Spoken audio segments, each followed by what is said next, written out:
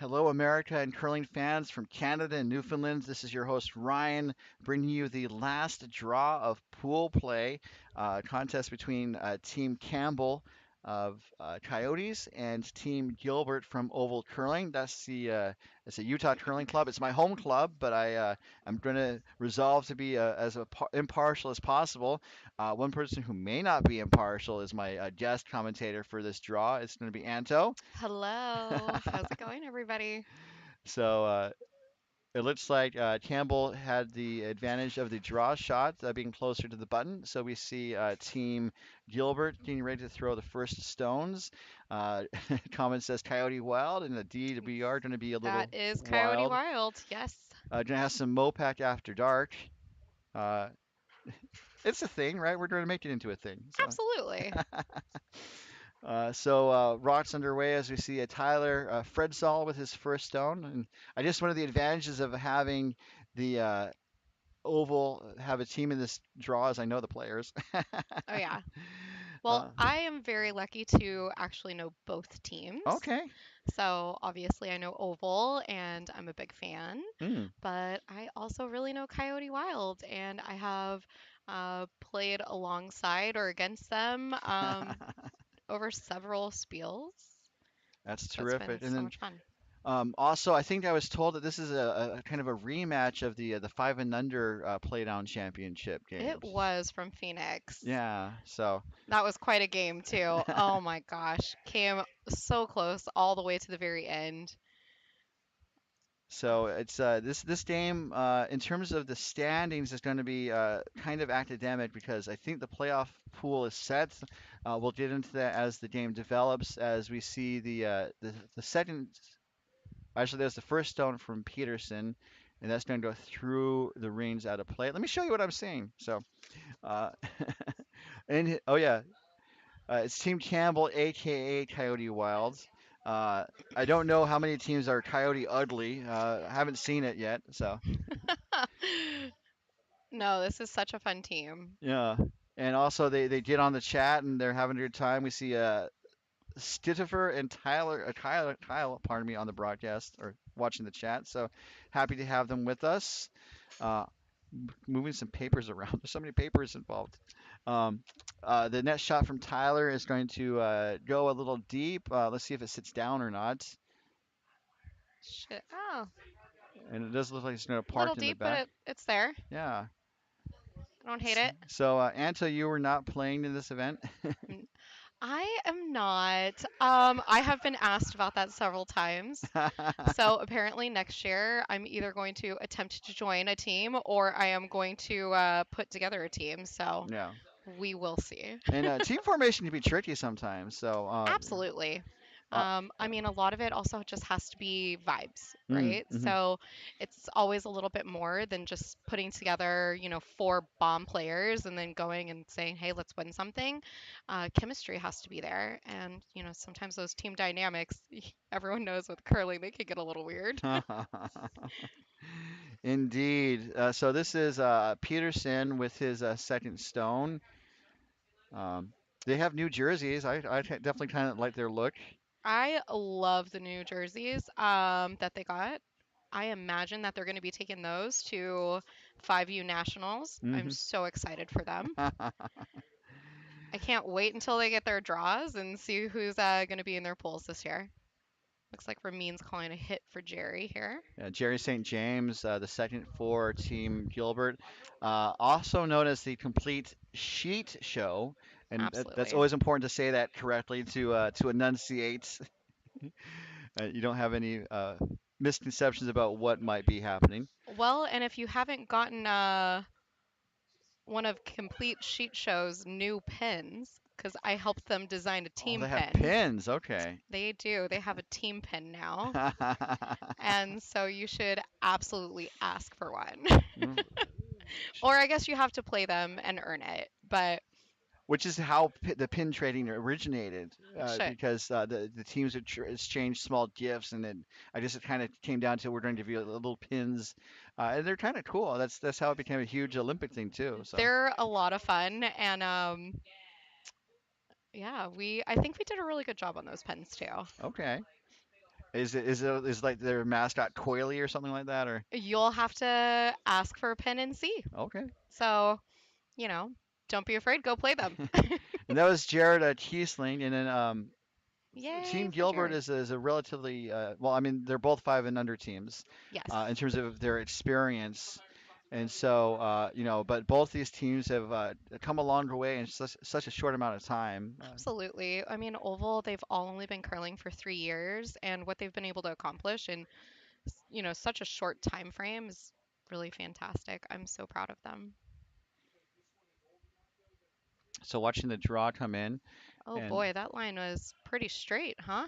yeah, it's interesting. Like sometimes the routes will curl in, and then sometimes they just kind of I don't want to say I wouldn't say float, but yeah, they do hang out. Jared is my hero too, just as an FYI. So I need to adjust a number on the scoreboard because we had a team go double digits, Mm, and so I had to move the score over just a little bit to adjust. But now I think we're back centered. So all right, well, that works. this is Jared's second stone, and looks like we're going to see a hit and a little bit of a roll towards the center. So and that's well buried, about half buried perhaps. I feel like you can still see enough of it, Yeah, let's. but will you be able to get to it? Let's see if Ramin can do it. So Ramin's team has an interesting throwing order. They started with this throwing order, and then I think they kind of the skip duties evolved to where Ramin took over the broom, and that happened I think in the first year of the team because they were here for the 5U, the MoPac Playdowns at the San Francisco club, and it was known as Team Hurst at the time. Uh, Unsurprising. as David was throwing throwing fourth, and yeah, but even at that point, Ramin was holding the broom. So Ramin is throwing third, and then letting David Hurst, the man in the black hat, I guess the Lone Ranger on the ice tonight. Oh, it's really got a curl. That line is kind of straight. Oh, there it goes. Oh, are we getting it? I think we are. Oh, So it taps the blue back, and so it definitely shifts the end around a little bit. So I think not a bad shot if you were scoring it. As we see, the broom is down already for the third for Team Campbell, who is going to be, is that Josh Bernstein? Yes, it yes, is. So, it's Josh. yeah. That So, and I also, line is pretty straight. but it's finishing pretty nicely. Is it gonna cause a jam? I think it did. Uh, Oh, well, that was good for Oval. yeah. And, oh, I need to mark who has the hammer. There's always something to update on the broadcast. Oh, yeah, it's Campbell that has the hammer. Yeah. So I think he's calling for obviously like a draw here. So we probably want to be top eight, top four for sure. Get behind those guards, ideally if you can. Oh, they don't. Oh, it's the last of the third stone. So it's like Yeah. I'm so used to seeing the skip through the last rocks that I just have to get used to. Oh, don't worry. Ramin's a great skip. Oh yeah. But David's throwing last rock, so it's not the end of the end. David is a fantastic curler, so Yeah. that is also very good news. Well, I Oh, think you got to go. Get around. Let's go. Okay. another thing that I think that Now works sit down. for these Sit teams. down. Sit down. And a little heavy. Yep, but a little deep, so it provides some Yeah. backing for Campbell to draw down on top of. Yep. That's okay. All right. Here we go. Let's see it. I was about to say communication is so important for these teams, and I think that's something that has been working well for Team Gilbert, as we see Bernstein's second stone. Oh gosh, Absolutely. it triggered the pan action, but yeah. So communication. Communication is super important. Jerry will be the first one to tell you that he thinks I jinxed the team the entire weekend. You weren't even here for most of the weekend. You were here last Um, night, but you weren't here for Thursday and stuff. well, irrelevant. Apparently, I'm still the team jinx, so totally fine. Okay. Okay. And so we were talking about there being some backing for Campbell to draw on top of. And he absolutely made a fantastic shot there and just drew right on top of all of the backing. So So this is David Hurst. his first. Yes. Hurst's first. That's my line. No, Oh, so sorry. no, it's totally fine. No, when they won the 5U, I said, oh, from Hearst to first, Oh. winning the first MoPac five and under. Oh, it was Arena Playdowns, winning the first MoPac Arena Playdowns. Oh. David's a great curler. Oh, this looks like it might be hanging just a hair. If it stays high, it's something they might be able to use. Possibly, but it's really all the way, probably all the way open, Hmm. right? So tells me that there's probably a little bit of a shelf out there, or maybe we just have like a straight line because it didn't really curl the same way that the other one did. Mm. But the weight clearly was about the same. So Darren Campbell heads down the ice for his first shots. And it looks like they're just going to try and hit and maybe roll towards the middle and sit two when it's all said and done. Yep, just hit and roll over. Seems like a good strat there. Absolutely. I don't know if I love this ice call. It might be a lot of ice for what they're trying to do. Well, I think they just need a tap. So I would tend to agree. I mean, because we're seeing it stay fairly straight and then kind of curl late. So there is a chance you're right that it might, as it curls late, just only hit on the outside of that yellow. But I think with that line out there, unless he's inside, it does stay relatively straight. Mm. Let's see. But it's curling right Oh, now. okay. Wonder if they match the rocks at all. That Mm. one's really curling, like a lot. Okay. And so Oh, got it Gilbert's low. trying to sweep it back and only gets to the edge of the forefoot. That's okay. Well, it's Plenty of backing now. it's great for Campbell, Oh, this is for great for Dave. He just needs to draw right into it. that's true. So this is the last rock from the fourth for Team Gilbert, as I find the right camera angle. Last rock for Team Gilbert without the hammer here in the first end. There's only 3 games on the ice this draw as we are wrapping up pool play with this draw. I think most of the playoffs are set. We'll kind of touch Oh, on this is that. pretty good. Oh, I really like it. It's a little up though. It is a little up. Oh, okay. Oof. Oh, I wish it would have got over just a hair more. Oh, that's okay. All right, this is going to be fantastic for Darren. With his He has last. a bunch of options here. I mean, the easiest shot is to draw for 3. I don't think there's any way they can get 4 out of this. This 'Cause- pool is also already decided, so they're absolutely just trying to, I think, have some fun on the ice. Yes, and we are too. It's MoPac After Dark. Yeah, true, true. So we're all wearing smoking jackets and Yes, and I'm drinking Lefroy, so there's that. so let's see here. The other thing that's definitely true about Darren is that he's the second tallest person on the ice right now Is Gilbert on the the sheet. first? Oh yeah, Yeah. Ramina's 6'5". Darren is 6'3", Interesting. We were doing and I team think photos Jared is earlier. 6'2". So Okay. definitely a lot of people over 6 foot on the sheet. We wanted Um, people to kind of do like a pyramid pose and oh, that stuff. would be Yeah, fantastic. yeah. I Uh, just I just feel like if I ever went out there, it's like basically looking at skyscrapers in New York. It's like it just gotta look up. oh, and speaking of looking up, this is looking up to be a good shot for Darren Campbell. That's a great shot. It's There gotta is some sit. It's gotta backing, sit. It's gotta sit. and it curls just a And little too nope, far. just the two. So, but still a good start for Team Campbell. Yeah, Team Campbell, Coyote Wild. There you go. Going to take the 2-0 lead, and they'll gladly give the handle to Gilberts for the second end.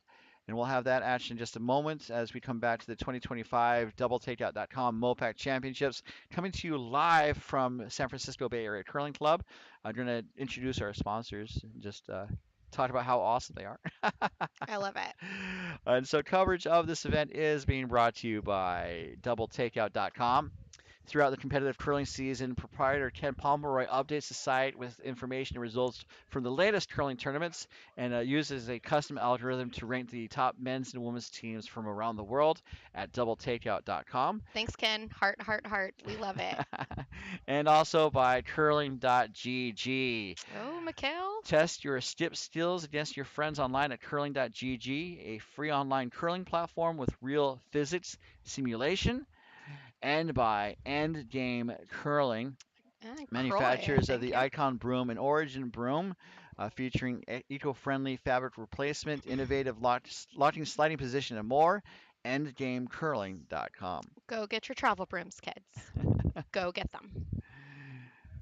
So teams have a minute between ends, which allows us to talk about our sponsors. Okay. We're back to the action, but as And here goes Paige.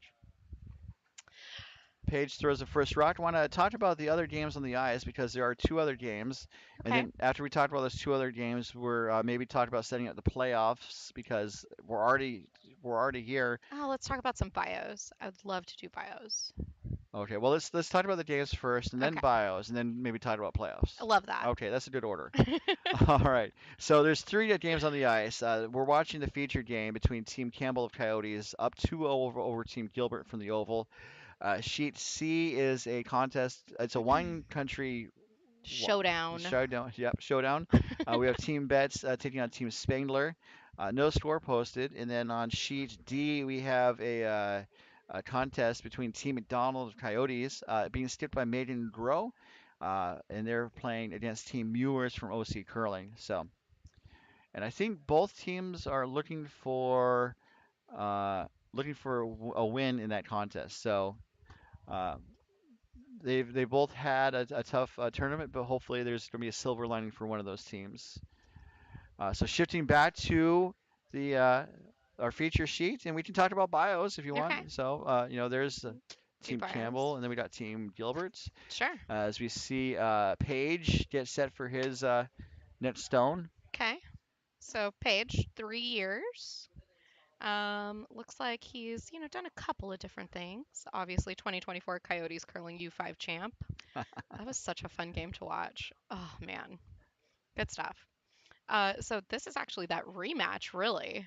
Right, because they were, Slightly different, yeah. but there you go. And the tap is made, and the shot stone is going to go through the house out of play. Yep. And so we're going to see the net strike coming from the lead for Team Gilbert as I move things around camera-wise. Yep.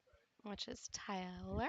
Tyler played a lot for Park City, and now he's playing more for the Oval down in Western Salt Lake City Yep. area. And he is just out of 5U. He is a 6U. No, it's not a thing, but sure, tonight is a 6U. So. Well, I don't know. There are a lot of 6Us this year that still participated in 5U events. Well, also because COVID was a factor too, right? Oh no, I was actually just referencing the World 5U curling. I don't know the story about that. Yeah, you're not missing much. Oh, okay, fair Maybe enough. boiled pot roast. That's about it. So we were talking about Darren Molden and hot dogs last night, and now we're talking about pot roast apparently. So, It's all relevant. all right. Uh, Oh goodness. so Okay, and this is the second for Coyote which is Wild. Jared. Yeah, and he makes the hit again. So play is being drawn into the wings here, rings, the wings and the rings, Hmm. which is my restaurant concept to do chicken wings and onion rings. Oh, Wings and rings.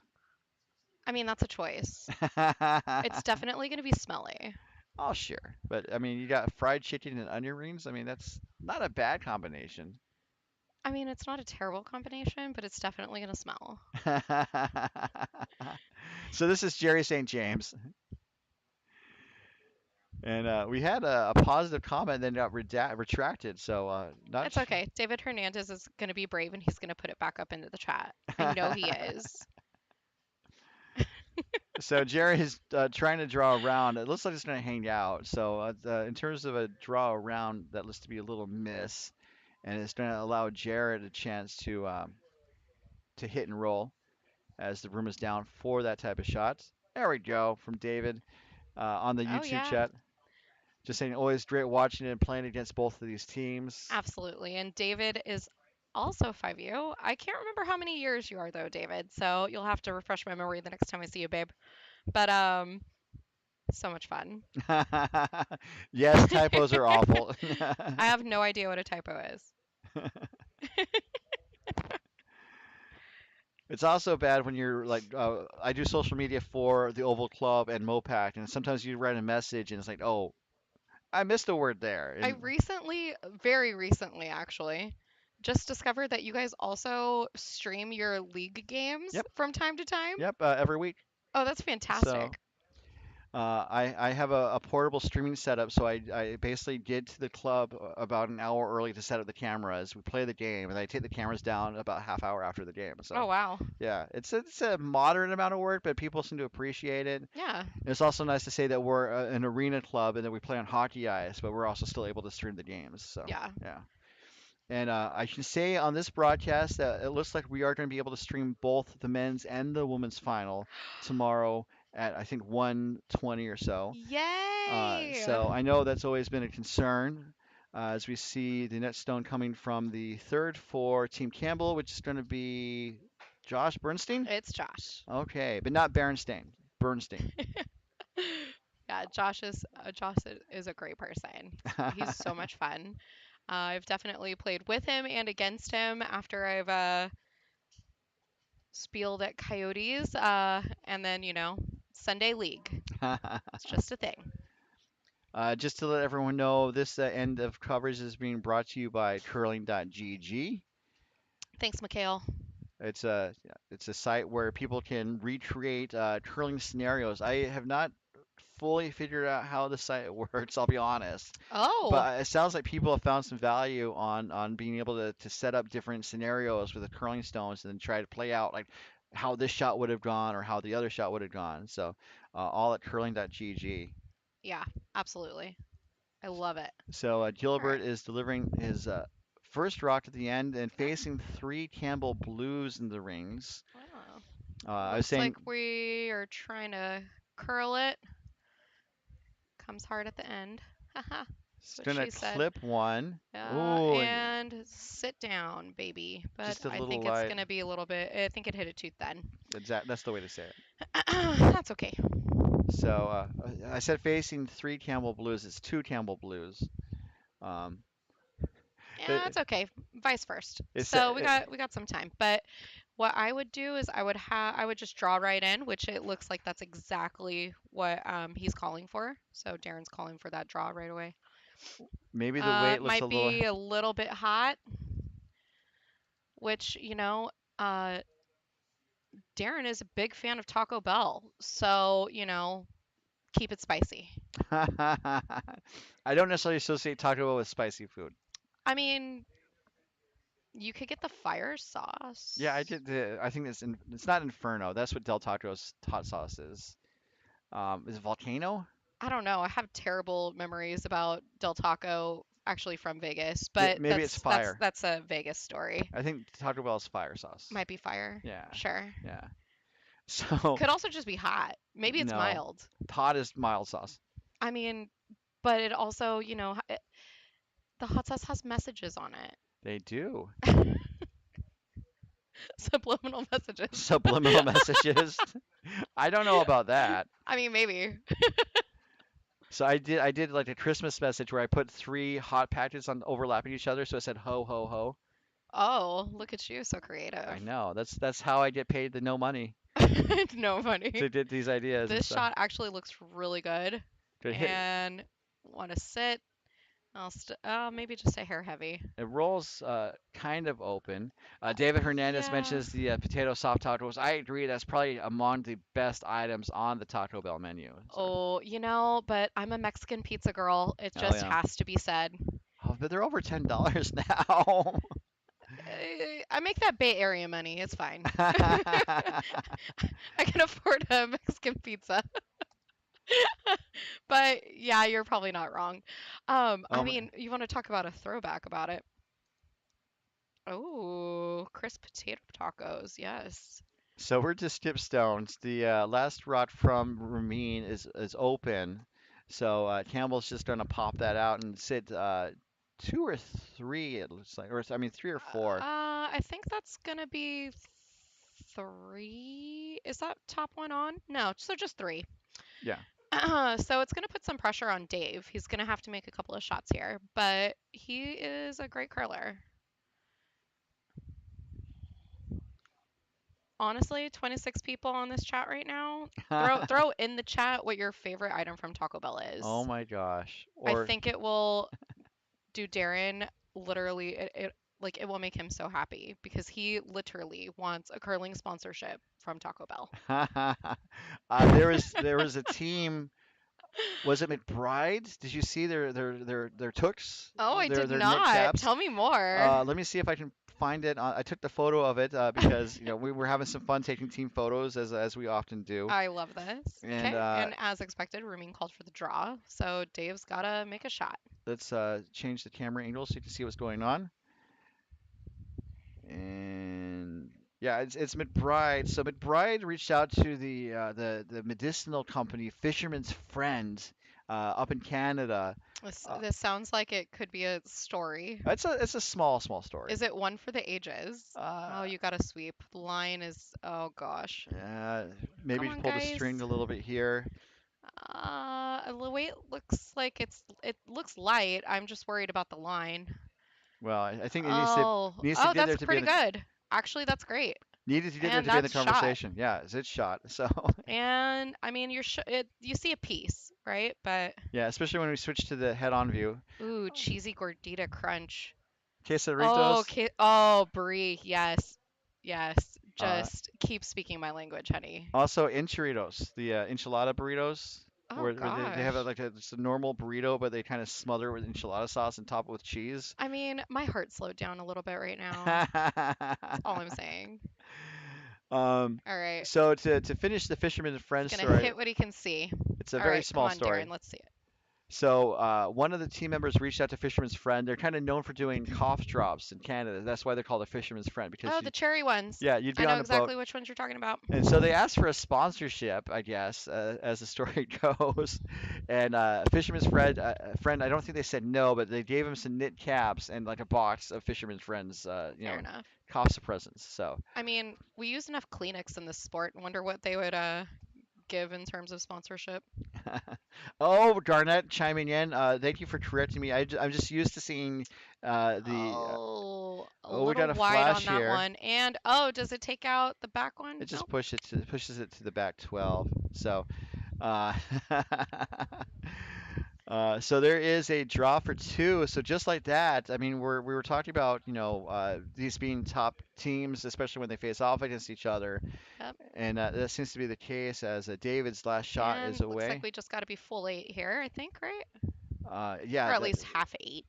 yeah, definitely more 8 than 12. Yeah. And this needs to sit Oh, a down, little heavy. needs to Little sit heavy. down, Little heavy. and they're gonna let it go. And okay, so one. Yeah. And, there it is. A chance for two, and like sometimes you can't leave points on the board, and that is the situation that's happened here for No, Team Gilbert. So it's okay. take a pause in the action. We'll be right back to the 2025 MoPac Championships brought to you by Curling.gg. There's certain wordings I have to remember throughout this entire tournament. You're doing great. But Campbell will take the hammer, and well, I said we're taking a break. Let's maybe talk about the playoff setup while we're waiting for the rush to start Yeah, because I'd love that. it's going to take there's a lot to unpack. So I guess it's good to get started. And again, to apologize to Garnett and Garnett. I don't think he's English because I think is he Scottish? Garnett? I have no idea. We Fair can enough. ask him. Put it in the chat. Oh, we're live still, so he It's probably fine. heard. He can put it in the chat. So apologize to the English people everywhere. Um, I saw the commercial in Canada, so that's how I associated it with Canada, and I didn't realize Fisherman's Friend is English. So I guess that's my daily TIL. So Fish are friends, not food. are you That's saying a little different. fish or friends? No, fish are friends, not Oh, food. That's the PETA equivalent of the cough drops because I mean, I was thinking more along the lines of Finding Nemo, but similar-esque, oh yes. yeah, good point. Yeah. Yeah. Oh right. More discussion about the enchilito on the chat, but we'll circle back around to that as we looked at the standings, and so um, let's unpack the women's first. Well, And is Garnet this is Scottish. Garnet? Yeah, I was pretty sure it's Scottish, but I didn't want to say until I was sure because as part of being a broadcaster, is you try not to, you know, I mean you can't be uncertain, but you also want to speak with certainty when you can. Oh, So don't worry. I yeah. speak with certainty about a lot of things that I'm absolutely uncertain about. But I have this way of convincing people to really just Oh. believe me. And then what did the judge say the other day? Well, the good news is that I'm in sales. So that type of personality trait works out fantastic. So Campbell has the hammer this end, and the lead puts up a corner guard, which looks really good. Looks like we also have one on the center line that can't get removed, so that's kind of nice. Yes, the no tickets rule is in effect. Let's see if they set the playoffs for tomorrow already, and they did. So good. I can speak more definitively now. Hey, So in the women's playdowns, we had 7 teams. So it can't really do pools with an odd number. So they did a full round robin. Each team played 6 games, and we're seeing the last women's games happening now. But the playoff bracket has been set. The top 3 teams advance to Championship Sunday. The top seed has a bye to the final, and then the number 2 and number 3 seeds playing a semifinal tomorrow morning. oh, gotta go hard for line. Oh, curl. Oh, this is great. Let's see where Good this shot shot here. ends up. Going to Really settle into nice. the Gotta get Biden. over. Yep, Beauty. it's buried. Look at that. Yeah. So Okay. great Now is the time. shot there, and Paige Campbell's is opting gonna, to respond yep, by drawing. draw around. Yep. I love it. So Garnett asked who my partner in crime is tonight. I mentioned at the top of the broadcast, this is Anto Serna, right? It's me, Anto Serna. Anto. Yeah. So if you're looking for some trouble or some spicy combo, holla at your girl. Looking for that Enchilito heat, apparently. Oh, Uh, I'm spicier than that, baby. talking about This looks a spicy, hair heavy. there's a bit of pepper on that one as it's been going. I mean, they are from Arizona. All Great right. Mexican food. Great Mexican food in Arizona. Can't stress that enough. So the broom is down pretty quickly for Jerry St. James to basically try that same draw, less weights. Yeah, gotta, try to close it up, force them to play to center. So to recap the women's field, we had most teams are done. We have a couple of games, I think one game remaining for the women's field, and so we can say right now that Team Aubrey has the top seed with a 5-1 record. Nice. And then we had a 3-way tie between Team Aces and Team Aces Silicon Valley, Thing to Derive San Francisco, and Team Walsh also San Francisco. So we had a 3-way tie for 4-2, and Wow. so they looked at the win-loss record. Looks like we're gonna have a little tiebreaker or playoff or something there, There's huh? no tiebreaker, so they Quarter? use the head-to-head, and then Okay. they use the draw shot. And Nice. so it looks like Aces was kind of the odd team out on that, unfortunately. Okay. And Must so have been DSC's then. yeah, draw shot. Okay. Um, as we see this net stone coming from Jared. And so the Oh, y'all are going to Fairbanks? Oh, so brave. I mean, it's gonna be cold. I don't know. Guys, it's 60 right now and I'm cold right now. But catch those lights because they will be I so saw them nice. earlier this year in Did you? Utah because they came down really low in terms of the longitude and stuff. So Oh, yeah. okay. So as we see Jerry get set for his next shot, to recap the women's field, Team Walsh and Team Thing to Derive were the number 2 and 3 seeds, and so they will face off in tomorrow morning's semifinal at 9:30 a.m. or so Pacific time. Oh man, Uh, that's gonna be a great game. and the winner will Swalsh versus Subsy. Let's go. and the winner is going to advance to the final to face Team Aubrey, who is waiting for them at the 1:30 p.m. Oh yeah. championship game. I mean, I'm sure they're waiting for it for sure. Absolutely. And You're so like, go play another game, tire yourself out, and then come play me. Gilbert, they don't have the hammer, and so they're really piling in a lot of stones, and those are locked onto each other, as you can see from this overhead view. So um, it's going to take at least one rock to unlock those two, and then Yeah, I think at least one rock you to hit it unlock. hard enough, but I mean, it looks like well, it's gonna take at least 2 rocks because it looks like those 2 yellows are frozen. Yep, exactly. So you never get them all, but you might get. Well, maybe you could. It's possible. You could, depending Yeah, on how you hit it. but this is Jared's second stone. Let's watch this, and then we'll set up the men's David, playoffs. we're from California, babe. You're still gonna be cold. All of that gear, and you're still gonna be cold. At least there won't be All mosquitoes this right, time of year. here we go. Gets one and then taps the shot Okay. stone up and taps it open. Can't California summer. Oh, you mean July? Got you. Or June, really. The coldest summer or the coldest June you'll ever experience is in California.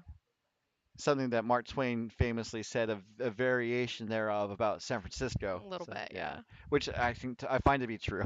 It is true. Absolutely. I lived in San Francisco for a minute, And so also they talk about microclimates, which if you're in that's a thing Kansas, seems too. like bunch. It's like the prairie in one part of the state is probably gonna be pretty prairie, a couple miles away. But in San Francisco, you're like a half mile in any direction, you might be in a different weather zone and Oh stuff. yeah. So yeah.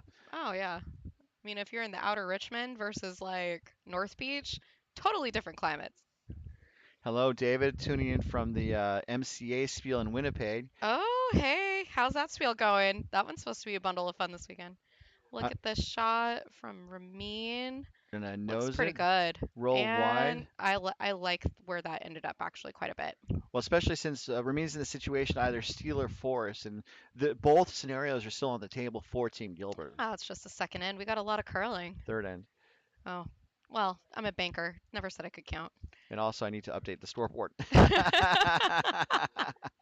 Thanks for the reminder. No problem. I'll As, work on not counting more often. I can count the rocks, kind of.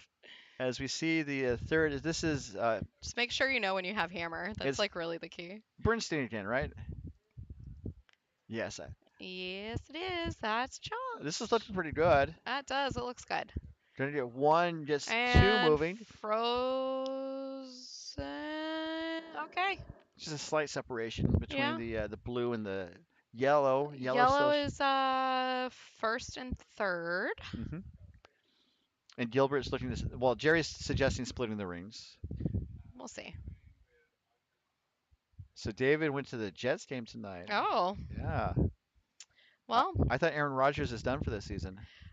you know, I don't know anything about really any sports except for curling. So I do know that the Jets is football, and that's about the extent of that. Oh, there's hockey Jets too. Oh, Yeah. The former Atlanta Threshers. But well, so many sports, so little time. yep. Just spend more of that time curling. and But also, sorry you lost today, David. Oof. But sometimes it's a blessing in disguise. and I'm gonna Free guess. cocktails, more time to do other things besides curl. I'm gonna guess the MCA is a reference to Manitoba and not the Midwest Curling Association, which represents I think Illinois and Missouri and some Midwestern states. Ah, Packer fan at heart. Okay. That I know about, but that's because I love cheese. But who doesn't? It's all about the curd, Something like that. squeegee cheese too. I toured Lambeau Field. Did you? Yeah, How was it? it's a beautiful place, and Okay. Let's see if Ramin is and okay. also speaking about football and curling, I think they gotta apparently go. That looks a little light. It's gonna end up as a guard, I think. they need to be in I think a scoring position to really put the pressure on They Campbell. really gotta go. Yeah, they want to be split here for sure. And That's just light. yeah, they're going for it though. It's Uh, carrying, it is carrying. They and gotta get it. oh, Ugh. it does maybe set something up for David's last. Um, Yeah, I mean, they really got a nose here, right? To keep those frozen. mhm. Uh, because I mean, if there's any separation or really like any angle on it at all, uh, Dave can throw enough to get rid of them Hmm. both. So, I mean, it looks like it's a pretty straightforward shot, but it's not necessarily an easy shot. As we see the first of two skips to. Oh, this is Bernstein's Yeah, this is last. Josh's. I think this is his second. Okay, here we go. And okay.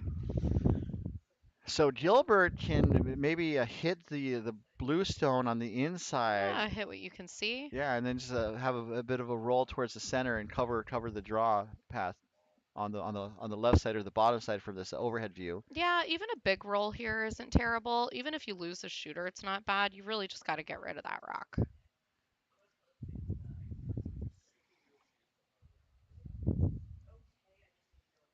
So David Hurst gets set. Hope you guys are enjoying MoPac After Dark, a swinging production of the Mountain Pacific Curling Oh, it looks a Association. little wide. It's got a curl. Here we go. It's shaping up to be Oh, it pretty looks pretty good. good. Looks really good actually. Yep, there you go. And lose a shooter. Okay. Not too 1-2 bad. split. Yep. Not terrible. So now the draw to the button's open. So Also, you know what? Actually, just really random before we talk about the next shot. I've seen Brianna Weldon yep, in our chat yep. so frequently this weekend. But I just want to say congratulations to her Oh yeah, because with her and Sean, indeed. I absolutely love it. And I'm so excited for her. Olympic qualified. So they both qualified to, well, as a team, to go to the mixed doubles Olympic trials. Yes, Yes. I am so juiced. Girl, hell yes. So looking at the button camera as Brianna drops some hearts into the chat, sharing the love, as it were. Oh, yeah. Uh, and yeah, noting Mopac After Dark. Sometimes Mopac After Dark is fine. Mopac After Bart stops running for the night. That's a problem. So. You know what? I am so sorry I forgot you yesterday. I texted you to let you know, say, hey, I'm okay, I got it right. But I did want to say, hey, you forgot something. I absolutely forgot you. That was my bad. And you know, Queena very specifically told me, like, don't forget Ryan. He needs a ride to Bart. And I said, don't worry, I won't. And then I proceeded to just leave. Oops. It's like when you check a child, you check your car to make sure your child is not in there Oh, that's why I can't have kids. in a hot locked car. So maybe have that reminder is like, make sure your Ryan is in the car before you leave and stuff. So I uh, mean, you know, here's the thing. I'm an adult, but maybe I need a leash. Not sure. Just not sure. so All right. it looks like Campbell's opting to hit, and so they're sitting second shot, and They so are. Gilbert has one shot to go for David Hurst, and they're looking they had options to maybe draw around, but I think the safer shot is to hit that blue out of the way, so that the Uh, most that I mean, I guess it sets up the I possibility of a mean, it blank. really just kind of depends. I do like the draw here too, right? Because Okay. it does make it like a little bit more challenging, especially too if Dave is able to get like let's say just a top four, Hmm. right? Even like top eight, so that way then like if they hit it on the nose, like maybe it doesn't outcount that other yellow that's in the back, right? But then it's like sitting 1-2 split, so that would be kind of nice. Yeah. I mean, Um, and also like it's a draw to the 4 foot or the top 8 foot area, so it's very much in everyone's their bread and butter shot. yeah, this Uh, looks a hair heavy. and that's the possible downside is Looks a hair if heavy. it's a miss, then all Campbell has to do is pop out the shot Whoa, whoa, yellow. whoa. Get it under cover then, I guess, if you're going to be heavy. Still not too Okay. bad. I mean, pretty good, right? Right there on Exactly. the lid. And Um, it's partially a little covered. At least there's the one path of attack that's not well, I mean, available. if you hit, right, you have potential to lose your shooter. Um, you could just get it on the nose too, right? But if you flash here, you're giving up two. Hmm. So, I mean, shot making is I mean, obviously, this sounds obvious, but shot making is so important because, like, if David Hurst was light or heavy and missed a shot, then, Campbell would have a shot for two. Oh yeah. and now David made his shot, and so now Campbell needs to make a play on it. And looking, I believe, as you Well, mentioned, a possible nose hit I is. mean, I mean, it's always good, right? Like whenever you have to make them make their shot. Mhm. Like that's really the thing. When also like how big of a shot, or like I've been talking about risk reward all weekend long, and so like it's possible they could maybe try to do a crosshouse double for two, but given. Why? Yeah, It's exactly. so early. Yeah. I mean, you want to be able to do it if you need to, but if you don't need to, meh. I think they indicated that he may have been a little wide out of hand, but you see it coming down really It nicely. also looks like it's, Oh no, oh it dear. it took a swing there. Okay. Uh, does it out So that it outcounts the those two? second yellow. Okay, so it's a steal of one. Indeed. Okay. So so we're it's all tied here. And so we're gonna, as they take a pause in the action, let's talk about the men's pool because I want to get through the men's pool to set the table for tomorrow's Okay, playoffs. let's do it. But I hope you guys are having fun with MoPac After Dark. Tell your friends, tell your enemies too. Ugh. Who have we not seen in the chat then? And I was joking earlier that some people are choosing to watch the Grand Slam of curling. It's like, come on, you could have watched top elite curling, or you could watch the Grand Slam of curling. So. Well, first of all, amateur curling is way more realistic, but the Grand Slam is also nothing to, bat an eye at. So, what I will say is this is a problem that can be solved. Multiple screens. Yes, exactly. Modern problems require modern solutions. That's just what the answer is. So Tyler Fredshall gets set with his first. As his shot goes down the way, let's talk Oh, about the a men's little pool. light here. Got to sweep. But center Luckily, guards. Jerry's used to that. Yeah. Just watch where his broom placement is, though. Just food for thought. And sorry, Jerry's taking over, and He's taken over. It is his personality. and that's gonna be a mid guard as we. And hey, it's on the center line. Great job, guys. Yep. So let's talk about the men's pool. Yeah, let's go see how those ones shook out. Goodness gracious. So we have 12 men's teams divided into two pools of 6 teams each. That means pool play involved 5 games for each team, which is great because I go to bonspiels, like you're 3 and out and stuff. I was like, oh, that was okay, but I would love to curl more. Yeah. So you get 5 games, which I feel kind of might be in the sweet spot for a lot of events. And then if you happen to make the playoffs, say, oh, good, bonus curling, and Your body starts to hurt after that oh much yeah. sweeping. Oh, I'm 46, so it starts. It's that starts hurting a lot. anyway. I've been sitting here all weekend, and man, I feel sore. So. When you stand up, do your knees crunch? No comment. No. Like a crunchy gordita taco. Crunchy gordita wrap. Way to bring that back around there. Hey, I'm just saying. And so speaking of bringing stuff around, the first shot for Team Campbell was a draw around That's about real nice. about a quarter buried. Yeah. So the men's pool, we had 2 pools, and so Campbell and Gilbert are in Pool A, and Campbell is to this point undefeated at 4-0. So they Yes. have their ticket punched automatically because no other team could have caught up to them, given that the next 2 teams are at 3-2. And so Team Aronson and Team Tate, both from Coyotes, they were 3-2. That came down to the head-to-head record, and Team Tate got the edge there as the 2 seed. The top 2 teams from each pool advanced to tomorrow, so that's This an is a important great note. shot. Oh yeah, Real nice. and also maybe setting up a bit of an angle game in the top of the house on our feature game. Yeah. So the 2 teams advancing from Pool A are Team Campbell and Team Tate. Team Gilbert is 1-3, looking, I think, sure for another win here to kind of, have another step forward in They their had great progression. DSCs. Oh yeah. And then on Pool B, we had kind of another traffic jam. Leclerc. I know Leclerc went through undefeated 5-0, and Bob knows he's good. He knows. some great shot making. That you were here for their last game because you had the top seed Leclerc facing the number 2 seed Barajas. Oh boy. Or no, it was McBride. It was It McBride. must have been McBride. Yeah, Justin McBride. It was McBride, but that was a great game. Kind of some back and forth, and then Leclerc kind of put on some gas and just zoomed ahead for a 10-5 win over McBride. And so that brought Barajas and McBride into a 3-2 tie. And so with Leclerc going Yeah, to, if we'll get that score for you. Give me just a sec.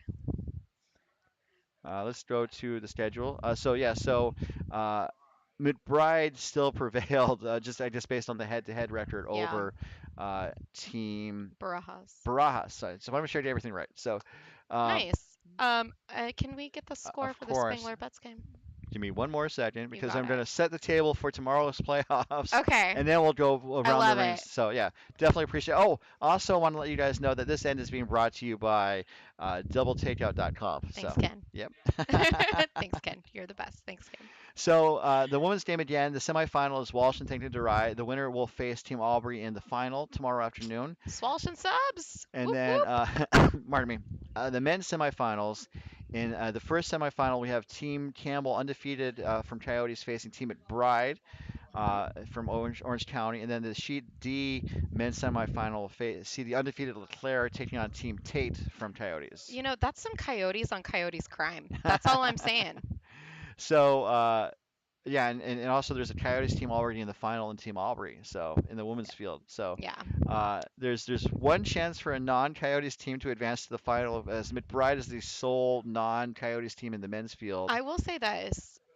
McBride made a fantastic recommendation for me when I was in Phoenix for Mexican food, Okay. and I'm looking forward to more of his recommendations. So if he happens to be watching this game by any chance, if he has more Mexican food recommendations, please put them in this chat. And McBride might be watching because he's facing Campbell in the morning, so Oh. maybe doing some advanced scouting. But enough of that. Let's go around the rings and see the games. Our featured game is on sheet B. We're all square at 2-2 in the fourth end. And then sheet C, they wanted to know Betts and Spangler. It's a one country clash or a barrel bout, I guess. Team Spangler is currently up 4-3 over Team Betts. And both teams, both solid teams, but maybe not. They didn't have the weekend they may have been hoping for. And then sheet D, a battle for some saving grace between two teams looking for their first win. Team Ewers is up 3-1 over Team McDonald of Coyotes. Ewers is hailing from OC Curling. And then just another note about McDonald, they are being skipped by Maiden Grow this weekend because Andy McDonald, the normal skip, is representing Team USA, representing our country at the World University Games in Torino, Italy. Yay. Also joined by Abby Lynn, who curls Here. out of the home club here in San Francisco. So, Yes, fantastic. and And also, just in terms of Spangler, what I do have to say is if Dan comes back to watch this game and listens to this chat by any chance, Dan, this is a competitive, this is like competition. It's not a bond spiel, my friend. It's not a bond spiel. But we both share that. well, I talked about it before We because both share that poor decision making. uh, I was going to say a No Bonspiel, a problem. tournament, a playdown, and not a Bonspiel because Um, Claire had noted that she had never won a Bonspiel before, but oh. her and Team Siggins had won MoPac Playdown. So it's like, okay, doesn't this feel like should this be a Bonspiel win? It's like, No, not as much drinking and not as many shenanigans. well, People tend yeah. to take it a little bit more seriously all the way up until they're out. Ooh. That was a great shot. So that brings you up to date on the playoffs and the current games. Oh boy, this is a tough shot. Let's see it. So all these games are academic, strictly speaking, but We're gonna see some weight thrown here right now, I think. as Ramin makes his way down the ice to get set, let me change the camera angles around. It's kind of fun. I've been here all weekend just talking to myself. It's nice to have Anto here to kind of have some shared insight and Yay! definitely enjoy the chat as well because I obviously I can talk by myself It's for a long pretty time, but good. I think you gotta go. and Oh Tyler is wow. sweeping the heck out of it You gotta go. Gotta go. Okay, mm, just a nose. and missed the jam in the back. That was good news. Yeah. So there's one Campbell shot still, but he's surrounded by four Gilbert Yellowstones. For right now. Yeah, of course. There's still more rocks. Right. You set the table and then you clear the table once the meal is served Is your apparently. So, favorite holiday Thanksgiving? how'd you guess? Because you'd like to set the table a lot. Personally, I'm not a big fan. What? Well, this year we did some non-traditions. What we Okay. actually decided to do was we had hot pot Okay, that sounds fun with though. Brandon and Julie Wolf from Silicon Valley and also the Alexes. Hopefully they're watching too. Maybe they can hop in that chat if they are. All from Silicon Valley. And it was a fantastic time. Okay. So just Oh, kind of that like, one is definitely over curling a little bit. ooh, and that rolls back Wow. up out of the Oh. house. So because you do these non-traditions, like some of the traditional stuff doesn't seem as perhaps awesome as it could have been. Not necessarily. What I will say that I am a big fan of is definitely Friendsgiving. Okay. Um, oh, and I will just say that Kat, you've called her Kathleen the entire weekend, or Kathleen, from Silicon Valley. Right, right. Short blonde hair. Of course, yes, Yeah, yeah. she makes fantastic mac and cheese. Oh, Oh my God, the like the best mac and casserole cheese. style or this? Yeah, Okay. and I think it's probably the best mac and cheese I've ever had in my life. And I Yeah, do not say that lightly. the stovetop is obviously the one that people are most familiar with. But if you do a really good mac and cheese casserole, that can be Oh, superb, here we go. par excellence. How are you looking on this? Beauty. Real nice. Great So shot, Ramin. there are no Campbell rocks in the rings. It's all Gilbert right now, and All so right. the force is on. I would feel. I feel like you know what this is some pressure, but like this is a good end too, just to give like I think some practice. Hmm. If they happen to end up in the same pool as like Mellon for 5U Nats, like you'll see like this type of pressure very consistently.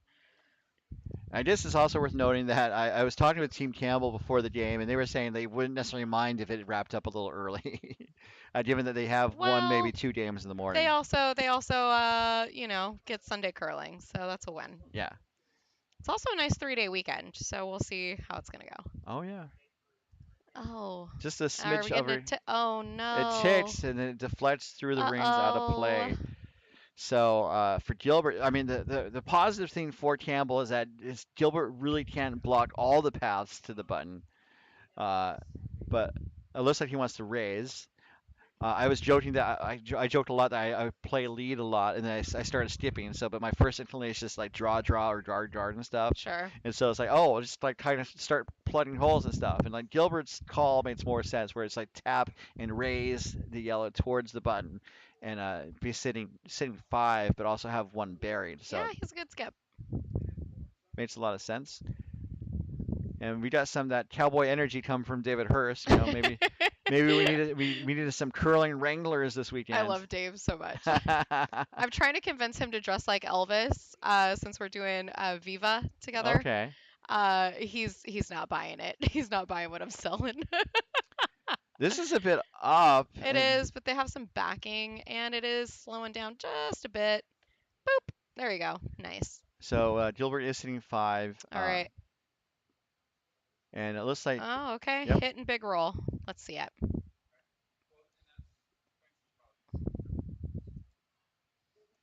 So you mentioned you're going to the Viva Las Vegas Spiel, I guess, at Curl Vegas. Yeah, it's gonna be so much fun. Have you been before to Vegas? It's actually really funny because my name apparently is on the wall and in the ice there, but I haven't been there yet. Okay.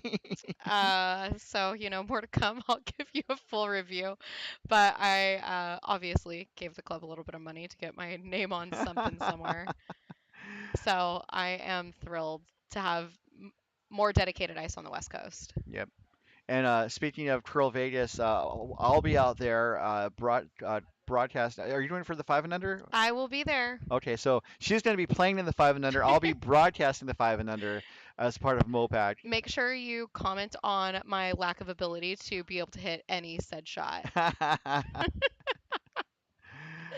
Well, when we do these broadcasts for the five and under, I mean, obviously we try to apply the spirit of curling. So I try to stay positive, but Oh for no, if I throw the wrong handle, I want you to tell everybody. I want the world to know.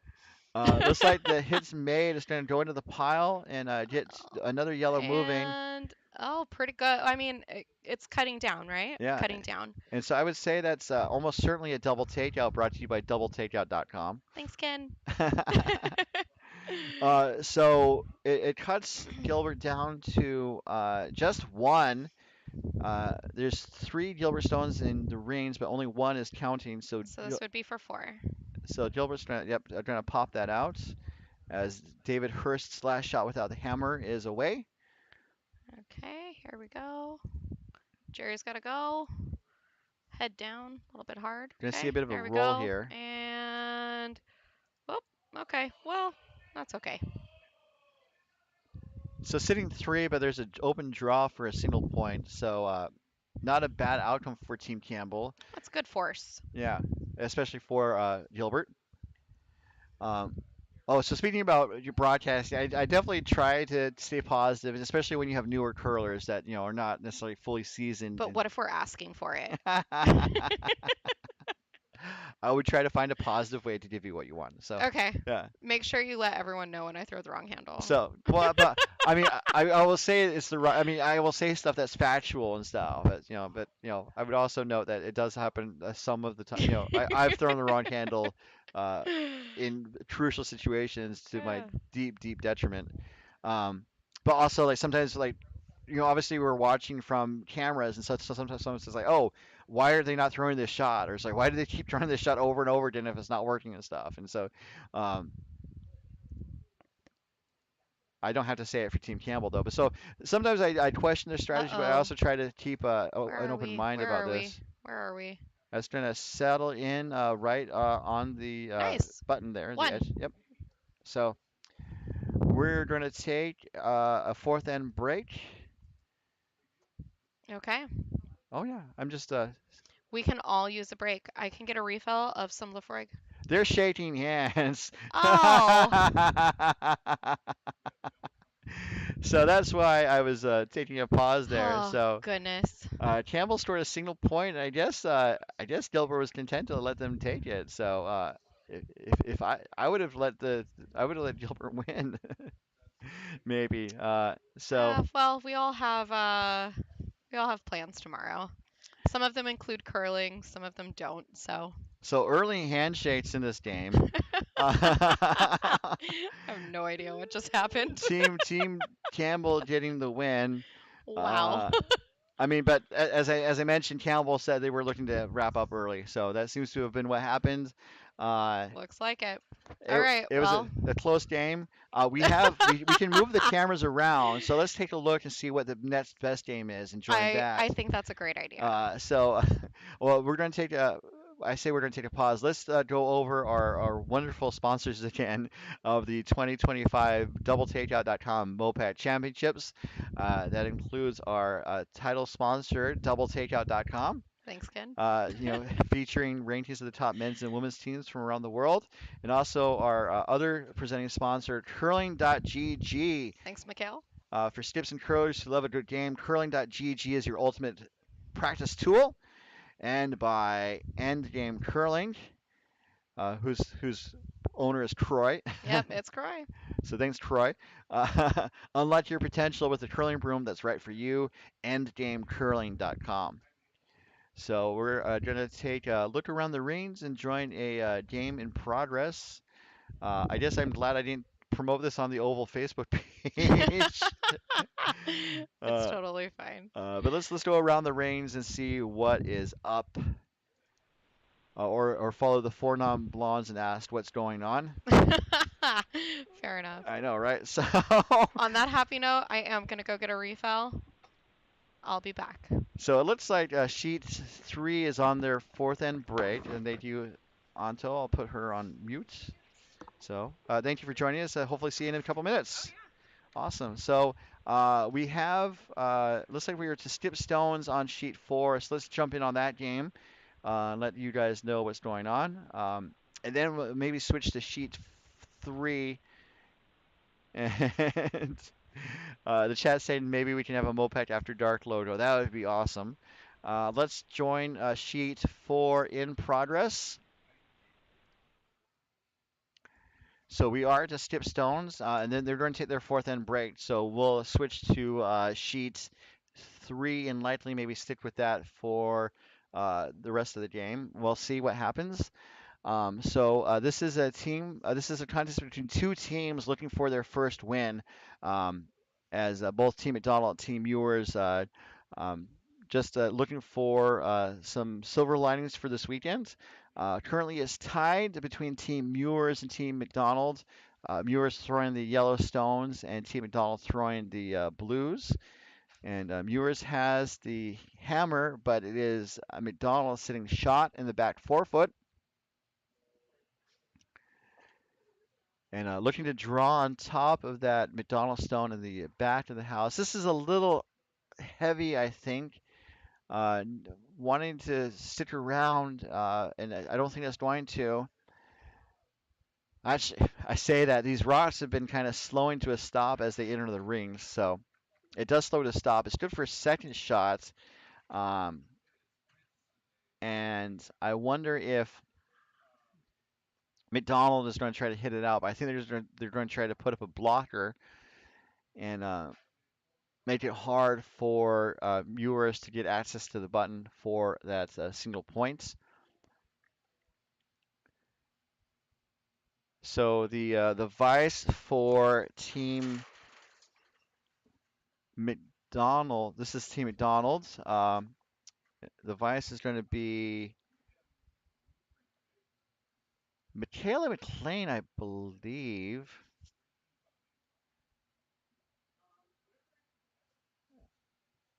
I might be wrong.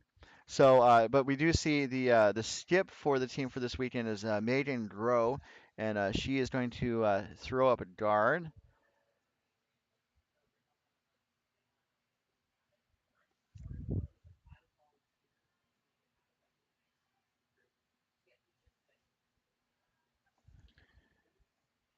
And this rot, they were looking for, I thought they were looking for a blocker, and this is going to actually hit the yellow and tap it back. So that was also kind of an option that I was thinking they might pursue.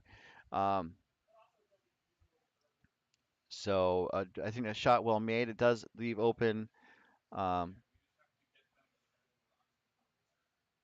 leave open the door for Queen of Ewers to draw. Sorry, I'm trying to find the bios of the teams so I identify people correctly. So Queen of Ewers, this is a rink from OC Curling, playing out of a ice facility that is in Los Angeles County. Kind of a funny story.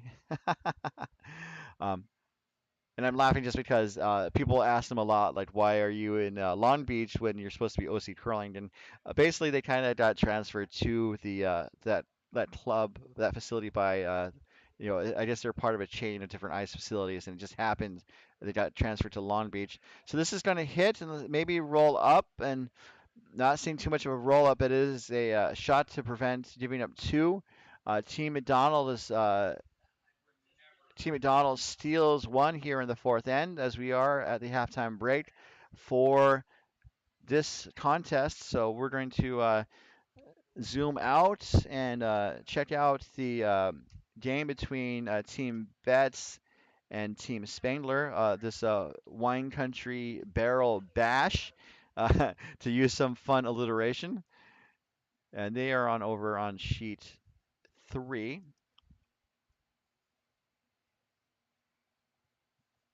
Oh, um, I'll go to the sheet 3 game, and then there's a question on the chat asking about why the men's semifinals are not on the sheets that were listed. Let me look at that. I didn't notice that, but Sean Tate did notice, and it's good that he did.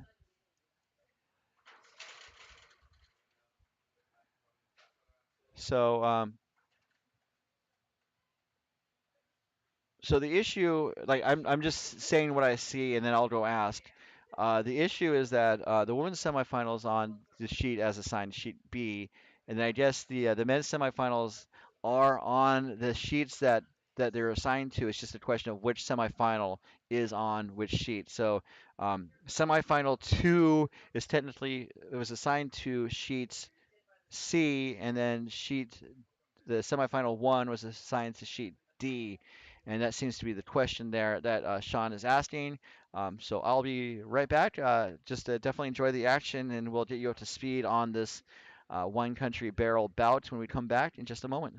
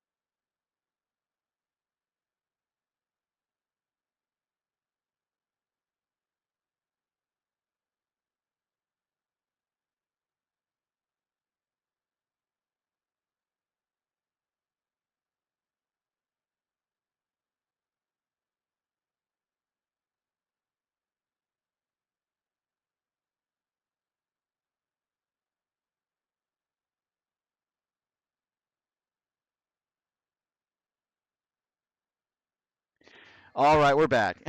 Pardon me.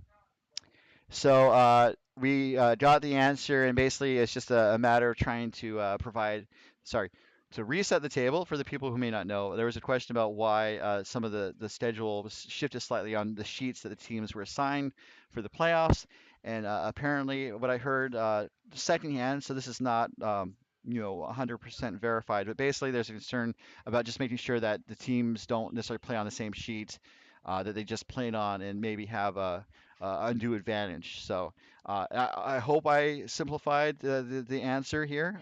If I'm a little wrong, I apologize, but that's how I understand the setup. So we're looking at this game between Team Betts in the purple uniforms taking on Team Spangler, also in the purple uniforms. That's not helpful. But I know most of the players. So Team Betts is drawing now,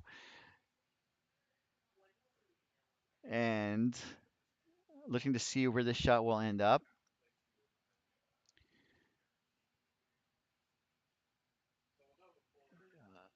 Looks like Betts is sitting one and will likely be sitting. Ooh, it's close, but I think Betts is sitting two after this second shot. And yeah, as Tate noted, the sheets were switched for the playoff games because Tate's team played the last pool game on sheet C. So um, it'll be interesting to see the game. They should be good games on both sheets, regardless of where they play. And we'll see how that happens tomorrow morning at about 9:30 a.m. Pacific for the for the semifinal games. And then the championship game is going to be at about 1:25, 1:30 Pacific time. And there's a little variation in the time because there's about 20 minutes of practice, and I don't know if they're doing draw shot to see who's closest to the button because okay, so for the semifinals, I think they might do it because they have no, they're crossing over and like technically there's a higher seed. I should check the playoff procedure to be sure. As we see Cameron Spangler with his stipstone. I don't know if this is his last one, as he's going to hit one of the bets reds out, and then the shooter's going to roll to the back 12 foot. So, playoff advantage. The team with fewer losses in pool play has a choice of stone handle color and playing the first or second stone in the first end. So that's a pretty strong advantage to have both choice of color and hammer. And then for teams with the same number of losses, the team with the better seed within its respective pool has the choice of either the first or second practice or the stone handle color. Um,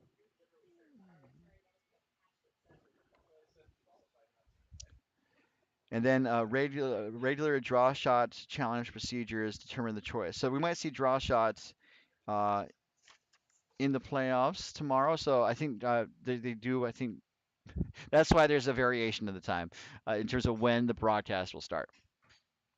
Some places do broadcast the practice, and I I guess it's good to see.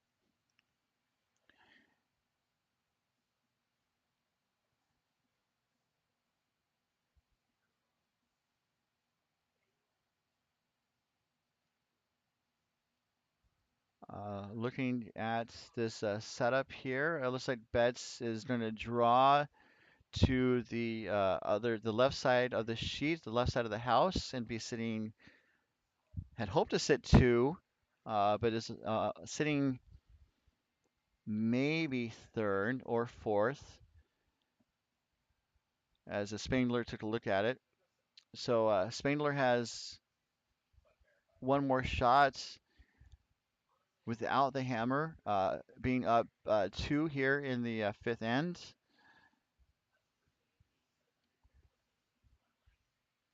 So Justin was asking what happened to the Campbell Gilbert game. And for people who are just tuning in, Campbell scored uh, a single in the fourth and had decided to shake hands uh, to wrap the game because Campbell has a playoff game in the morning, and so they are opting to have an early night to prepare for the semifinals.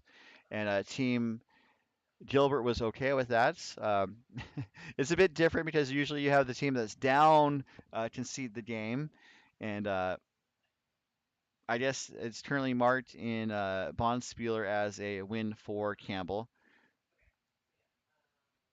The shot here from Spangler is going to hit the yellow, but sorry, hits the red, but it jams on the back yellow, and then the shooter is going to roll wide to the edge of the 12 foot. So um, David Betts has a chance for three, it appears, as they took a look around the rings. It's definitely one right now, and if Betts were able to pop out the yellow on the back 12, uh, they'll score definitely three. And also, my guest commentator for the game, Anto, is I think finished for the night. So definitely appreciate her joining us for the first half of the broadcast, and I'm sure we'll see her here again soon. Uh, it's always fun to have people on the broadcast. Looking at sheet four, um, looks like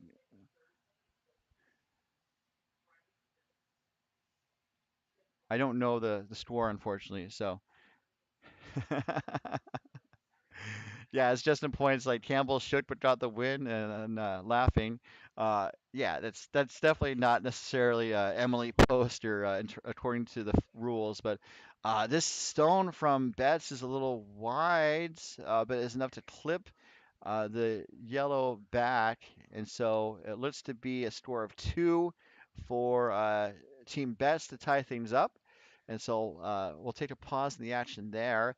And let's join sheet four and see how the other game is going between Team Mewers and Team McDonald. Mewers got a single point in the, sorry, McDonald got a single point in the fourth end. And it looks like they're about to conclude the fifth end as Maiden Rowe is getting set to throw her last, actually, it's the first of her two skip stones.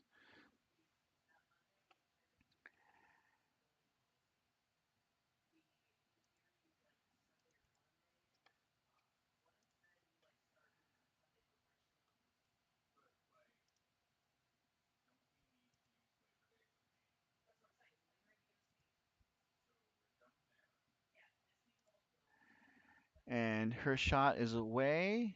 Looking to see where it ends up. Both these teams are looking for their first win. Looks like Grove is starting to tap out the Mewers yellow that was sitting second shot, I believe. Mewers is still sitting shots, and she's looking to, I think, maybe hit and roll towards the center with this net shot.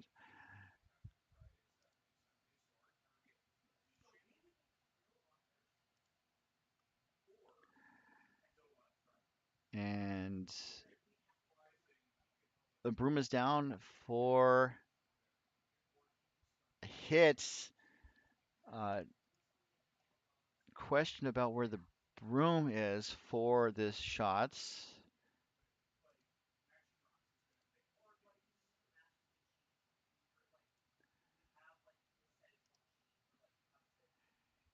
And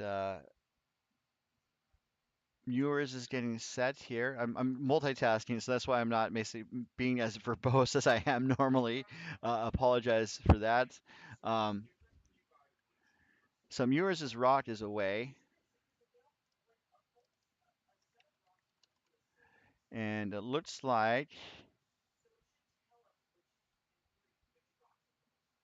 he's going to hit on the nose, but then roll wide. So that's why I was kind of questioning drawing or hitting on that side of the sheet because now McDonald can either draw or hit the yellow out a shot stone, and then kind of force Mewers to really think about how she can try to score two or just draw for one.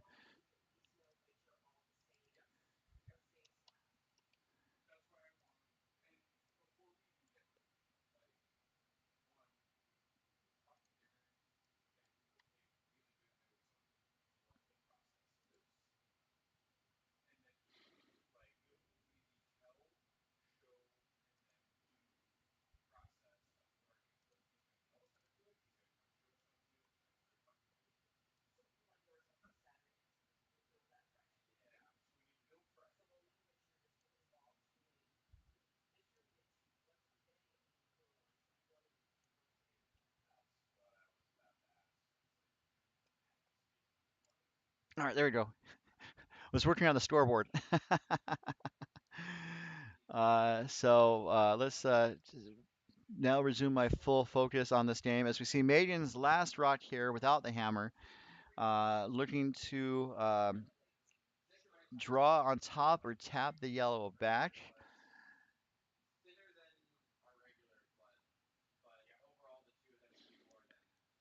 And this looks to be a little heavy, so oh my goodness, so seeing maybe a couple misses as it's going to be a little heavy, and where is it going to sit down as Manayan sweeps it to the back?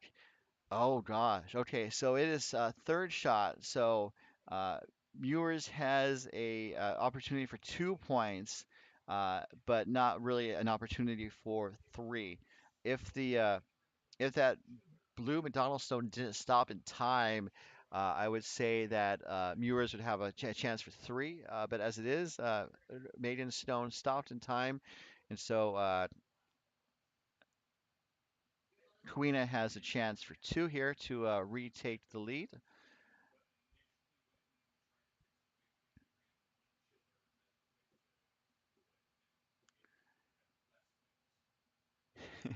It's interesting to see the other sheet kind of come into the view here. Queen's Rock is away,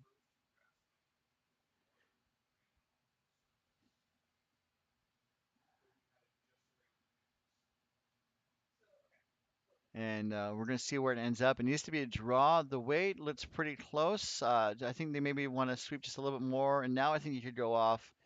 Just needs to be a full 8 foot for that second point, and it's going to finish top of the 4 foot for two as a clear stones.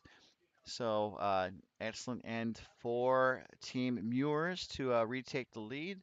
It is now 5-4 in favor of Mewers, but Team McDonald, skipped by Maiden Grow, will have the hammer when we check back in on this game in just a moment. Um, in the meantime, let's check in on sheet three.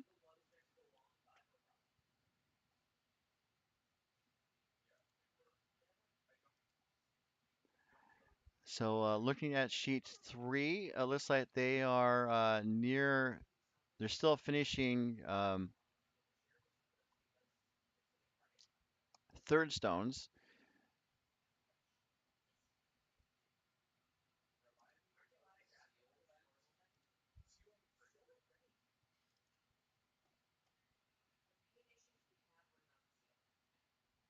And currently, it appears that Team Spangler is up 5-3 over Team Betts.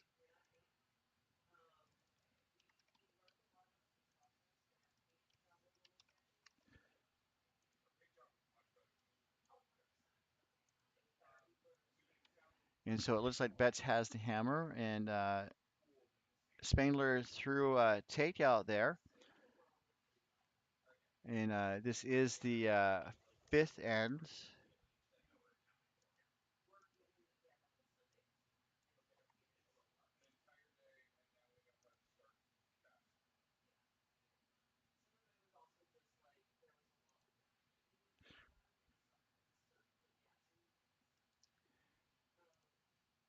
Oh, that is frustrating. I updated the wrong scoreboard. Oh, man.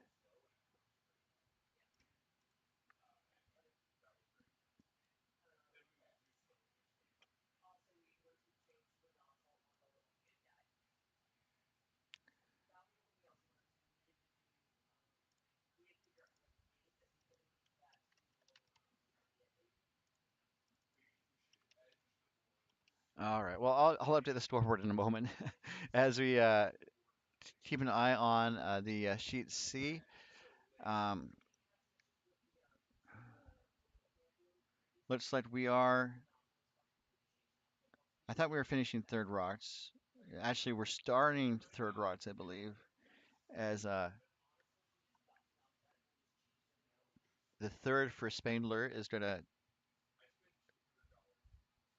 deliver, just set to deliver. a pretty clear house right now. I guess I'll keep updating the scoreboard.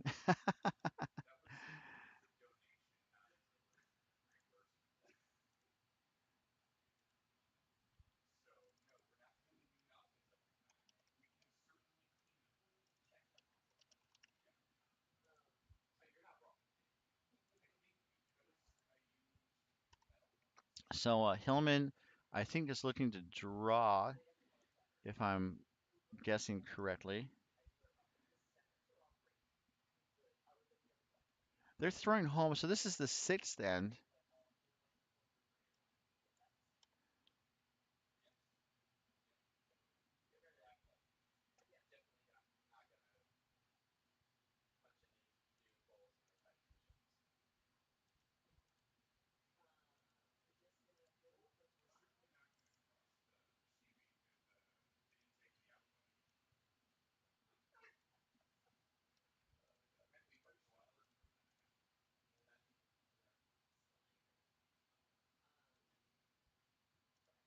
Okay, I think I got the scoreboard now. Um, so Betts is playing with the Red Rocks, holding a score of 3, and then Team Spangler is playing Yellow Rocks with a 5 points advantage, or a score of 5. I don't know why I can't talk. They're throwing home, so I'm gonna guess that Spangler blanked, or sorry, Betts blanked the. Oh, now they put the score up. Betts scored 2, we're tied. Oh man, this is the challenge of bouncing from game to game. We're all tied here, and then Spangler has the hammer.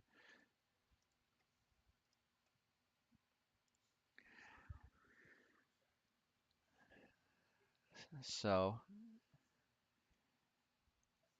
it's a pretty open house, and so Spangler could be looking. Well, they're drawing in, it appears.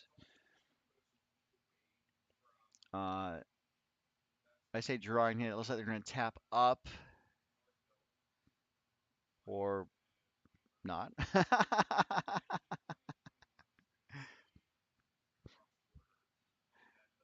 It's I'm finding out about this ice as you guys are, so apologies for just being a little off in my shot call here. Um, it's MoPac after dark, y'all. I could change the scoreboard if I wanted to. Not right now, but just have a custom MoPac after dark look. Do some maybe some neon effect or something. Uh, as we are at Skipstones here in the sixth end in this contest between Team Spangler and Team Betts. Looking at the record between the two teams, Team Betts is looking for their first win, and Spangler is at 1-3. So this is a contest to kind of see, kind of fighting for some bragging rights, as it were. First rock for David Betts without the hammer is coming down the way,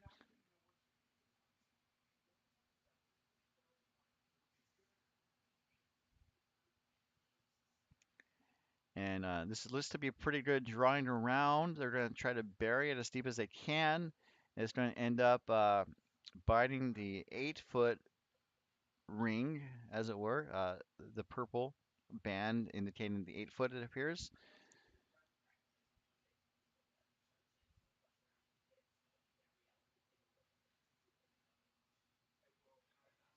And looks like Cameron is going to try and draw around. I just seeing that doing a takeout on that red might be tricky and may not stick around for shots.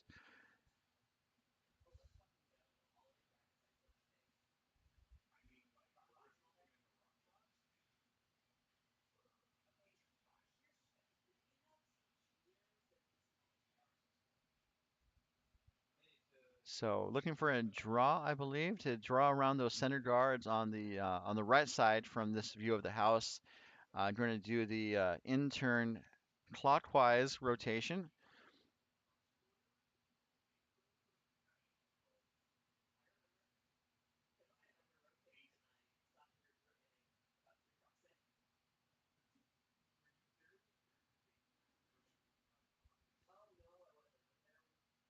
So Cameron's rock is away.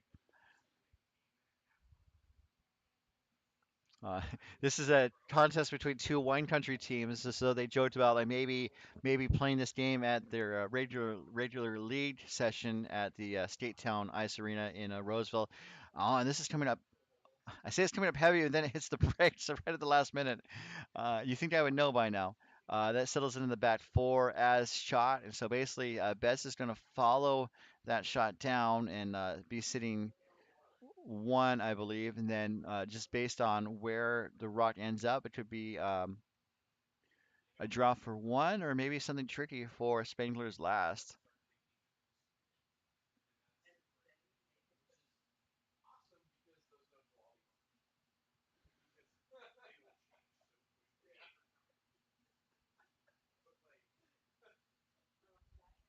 As we take a look at David Betts' last rock, looking to draw, I think in front. I don't think it needs to draw on top. I think if it draws to the button, the top of the button, that might be the optimal place for this rock.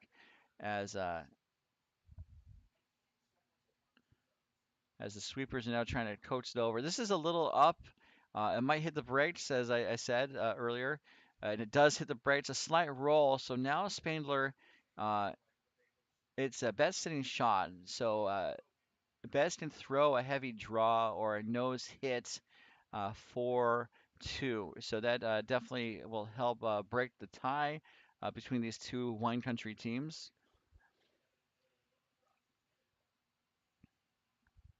As Spangler makes his way down the ice, I think you would see pretty close to controlled normal takeout weight with this broom, um, because it's probably okay to hit right on the like right on the nose or just left of center. Doesn't want to hit it high and wide and risk jamming on the yellow as his shots away.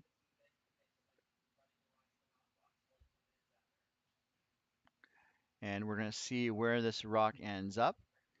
It's looking pretty good. That is normal takeout weight. Going to hit and roll slightly to the back 8 foot and sit around for two. So excellent shot by Spangler to retake a 7-5 lead over Team Betts. And Betts will have the hammer when we come back for the seventh ends. Um, but we're kind of committed to seeing how Sheet 4 is doing. So let's see how they are doing as we switch over to that sheet.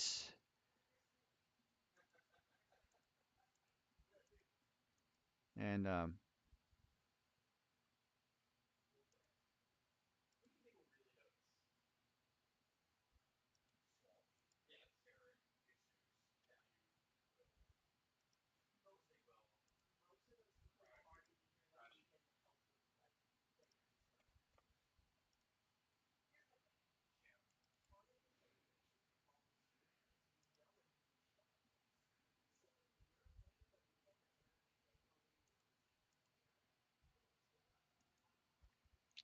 so this contest between McDonald and Team Muirs.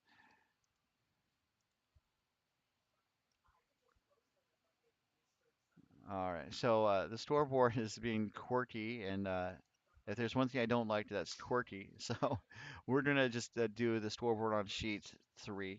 And apologies for not having the comprehensive information that I like to have. Um, but we are in action here on sheet 4, where Team Ures has a 5-4 lead over Team McDonald. Both teams hunting for their first win. The setup is favoring McDonald as they're sitting shots pretty well covered, and there's a blue high that could be brought in later. And it looks like there might be tapping that blue onto blue right now, and it does tap the blue onto blue. Um, they're It's gonna be a bit of a challenge for Ewers to move some of these rocks out of the way, and also Ewers doesn't have the hammer, so they would need to steal or force McDonald to a single point. Um,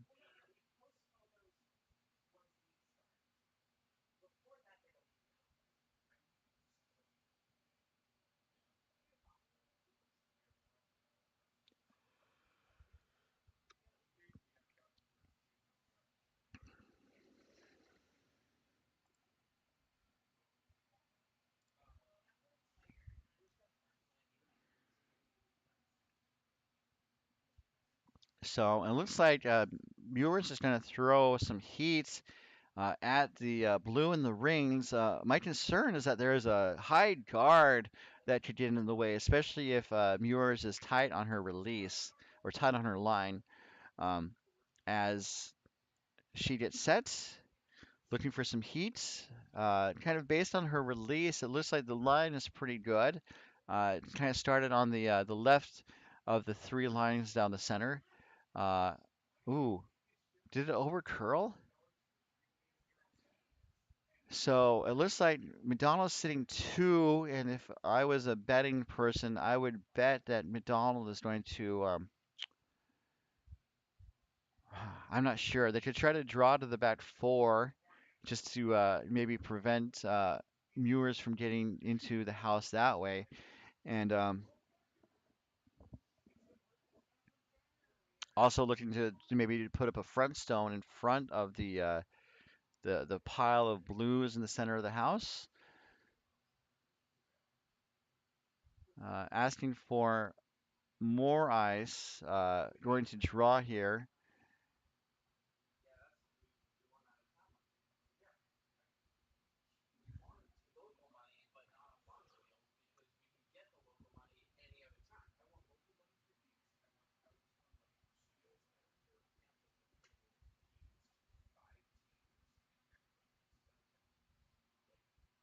So Maiden Rowe, her shot is away. She's skipping Team McDonald this weekend, and this is hanging out wide, so might be looking for a plan B. It's coasting, but it's going to hit the brakes in front of the house, and we can see it brake right there. And that is a row of yellows there. And so now I think Muir's looks like they have a possible raise, and it seems to be their shot.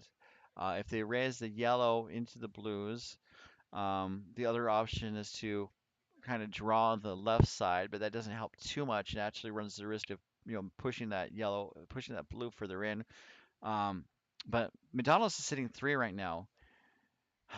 The potential downside of running the yellow into the pile is that if Ewers' angle is off, it does open up a possibility for uh, McDonald and Team McDonald and Maiden Row to score five or six, uh, probably five. And the reason I say that is based on how the angles are. Like, let's say Ewers misses, and then McDonald could try to run. Ooh, I think McDonald would be happy for three. I mean, yeah, because I was saying, oh, maybe she could run the blue that is at about 1 o'clock. If the house was a clock dial, run the blue back onto the yellow and pop that out for four or five. But Team McDonald doesn't need that, so I think they would be happy just taking three or have a chance for four. Again, going back to the risk reward calculation that I would guess the best skips utilize. Um,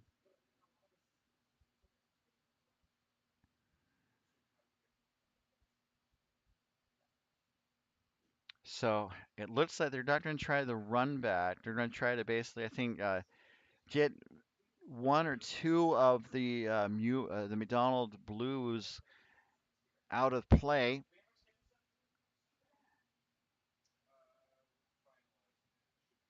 and her shot is away. Looking to again move one or two of the McDonald Blues, and this is looking pretty good for one, but that might be all. Ooh, it whips on the top blue, and it pushes the one of the outside blue to the through the house out of play. And so now it is Team McDonald sitting two, and I think that just a draw for three. So That end could have perhaps gone better for Team Yours.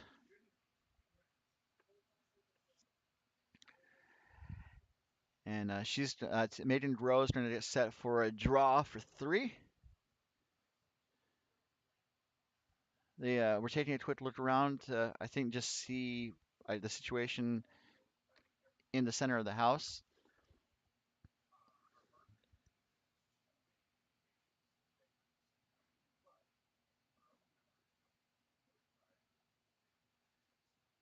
And a Maiden shot is away. Sitting two, looking for a third. Definitely going to retake the lead here. And the question is by how much, as her shot is settling into the playing area. And looks like it's going to crash and then roll to the back of the, well, right to the tee line, but it looks like it's going to hang on for that third point. So Team McDonald is going to retake the lead. It's going to be 7-5 in favor of Team McDonald over Mewers when we return to this game 4-7. Looking at the sheet three game, kind of shifting attention. I think this has been a kind of a good pattern, kind of sticking around for the second half of these ends. Any feedback is welcome on our feature sheet coverage. We are in the seventh end. Team Spangler holds a 7-5 lead over Team Betts. So this scoreboard works. Uh, I might need to have to update it tomorrow morning for the playoffs. And we're gonna see here. Um, we're gonna see some cleaning action by Betts, as it is Spangler controlling the front of the house and the area in front of the house. Spangler sitting three rocks in the rings, all above the tee line towards the front of the house. As Betts's run clearing does clear one of the guards, opens up the path to the shot stone. The shooter also rolls away. So I would predict that um, uh, Team Spangler is going to put the guard back up as the room is down for Chris Hillman, the vice for the team, as we are two vice stones just like that.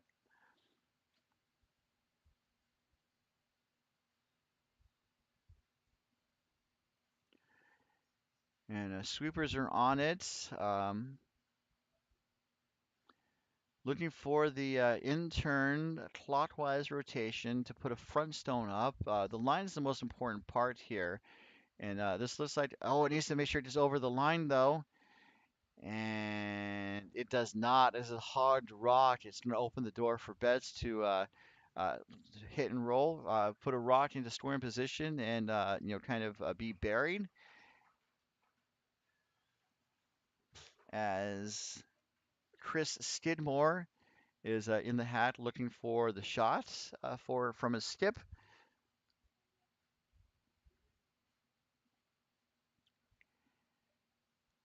And it appears the broom is down, looking for a hit and roll.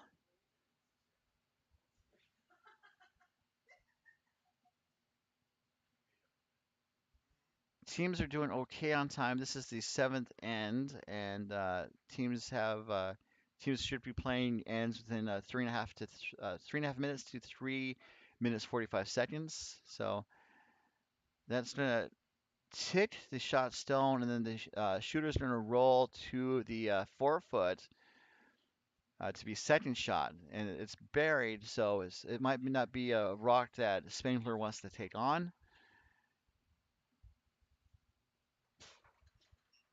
And I just noticed that the logo, the house for La Liga Latina de Curling, says Mi Casa es su casa, which is a great sentiment, and also appropriately so for curling, as my house is your house, and we all play in curling houses. We all play at the same curling house, which is one of the nice things about the sport.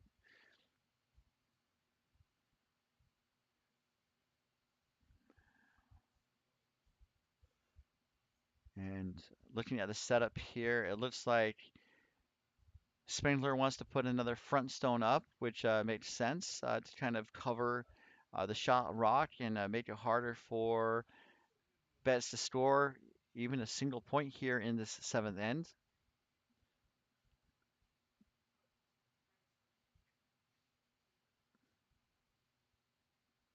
And Cameron's rock is away. Looking for a front rock. I think the line that Hillman had last time was good. I said that was the most important part. It still is, but also weight is important insofar as you need to make sure it gets over the line. Sparky. Um, that's my cinematic deep cut for the night. And this looks like the line was pretty good. Going to settle in the mid guard area, and it looks like they might be able to access the shot stone with the heavy draw. Maybe I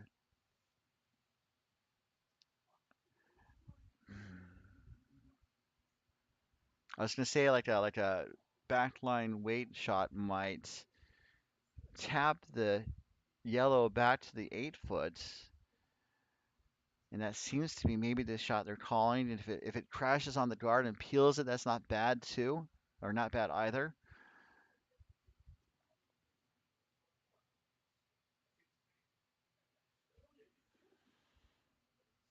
Thank you guys for tuning in tonight. Definitely, it's been a fun pool play portion of the tournament. All the games went the distance except for tonight's game, which shook hands after four because it was a mostly academic exhibition as Team Campbell is getting ready for tomorrow's playoffs. Um, it was fun to see those teams, and it does crash on the guard here, this shot, so it does open it up. And so Spangler is going to probably put the rock up again, the front stone. A guard position is probably the best to avoid a run back, or even the run back wouldn't be too bad because then best to only score a single.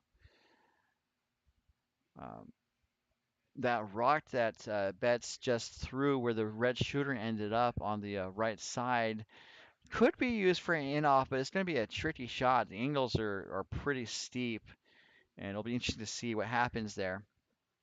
Just a reminder again that Championship Sunday starts tomorrow morning at about 9:25, 9:30 Pacific, as we will present the women's semifinal between Team Thingdarai and Team Walsh. The winner will face Team Aubrey in the final at 1:30 p.m., 1:25, 1:30. And also, we are working to stream that sheet as a second stream on the men's semifinal slate of sets. I don't have that information up handy.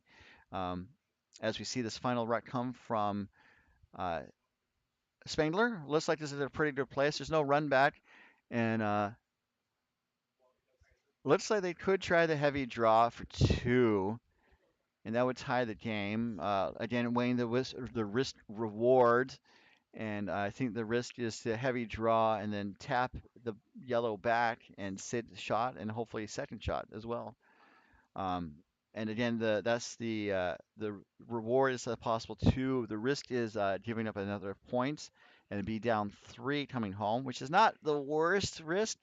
Um, Having a chance to tie the game or being down three.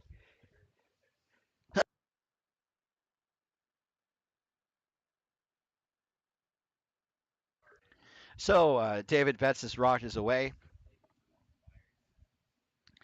and looking on the front yellow there, it crashes, and so there is the risk. No reward for David Betts, who is going to take go down 8-5 with one end to play on our bonus coverage sheets.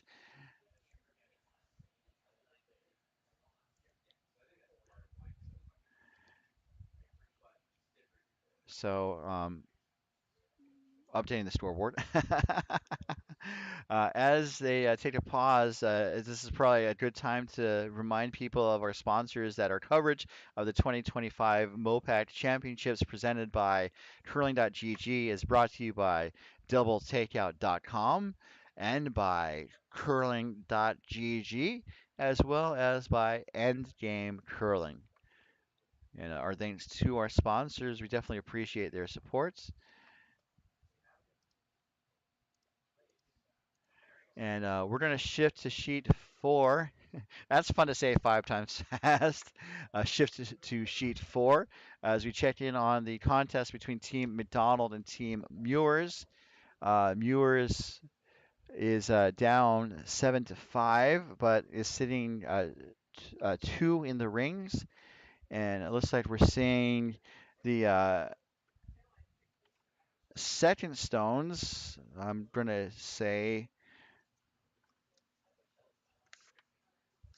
from Team McDonald. That's Jennifer Collins. So I think these are third rocks.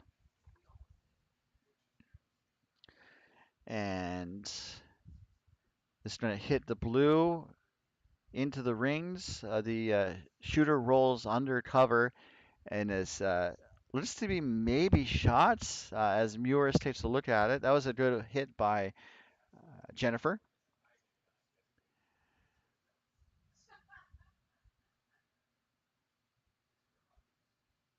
And for Team Muirs, I think they're looking at maybe they're taking a close look to see who is shot.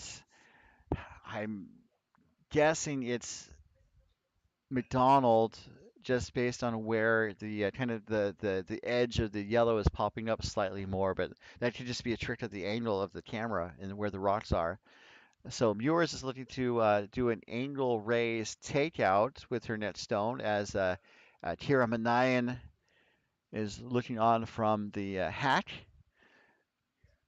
Kind of a tricky angle, and sometimes you want to leave the other team the trickier shot. I mean, you could try to take this tricky shot now and hopefully be sitting 2, but also you could draw in, cover it, and then maybe see if the other team makes an error and that they can capitalize on.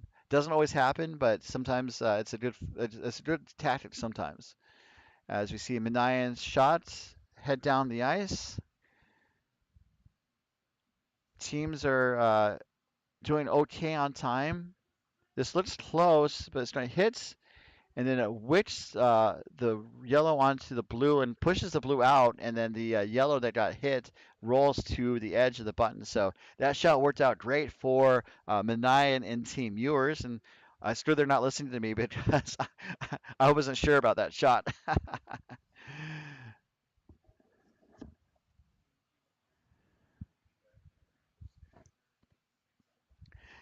And so now we are to skip stones as a skip maiden grow for Team McDonald heads down the ice. Um, the vice for Team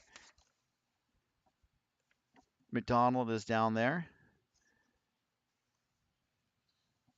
And I want to say who that vice is.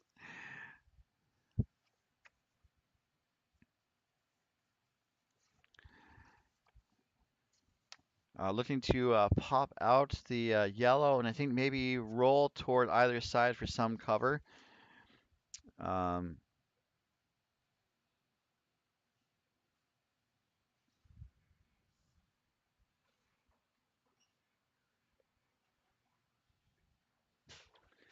I think that's Michaela McLean as the vice.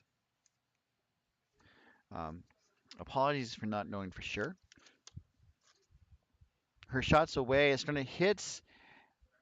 Oh, it flashes. Oh gosh. So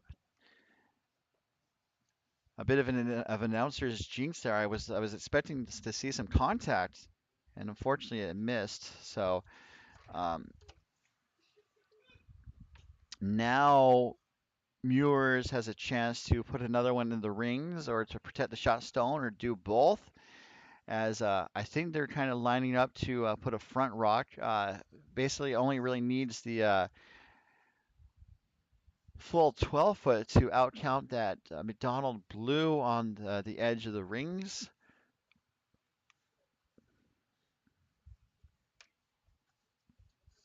Just a reminder that this broadcast is presented by authority of the Mountain Pacific Curling Association and may not be reproduced or retransmitted in any form without the express written consent of the Mountain Pacific Curling Association.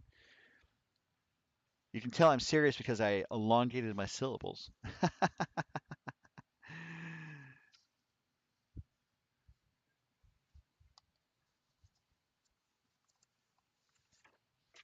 So Muirs' first rock is away. Looked like she came out a little hot, but the way the rocks have been acting, that might be the weight that she needs to, I think, end up in the top of the rings. Um, Wants to be in front of the shot stone when it's all said and done. And actually, this is curling to the left. So now kind of gives an opportunity to Maiden Rowe and Team McDonald to hit and roll under cover to be shot, and then force Manayan to make a tricky shot. So just kind of the advantage shifted there.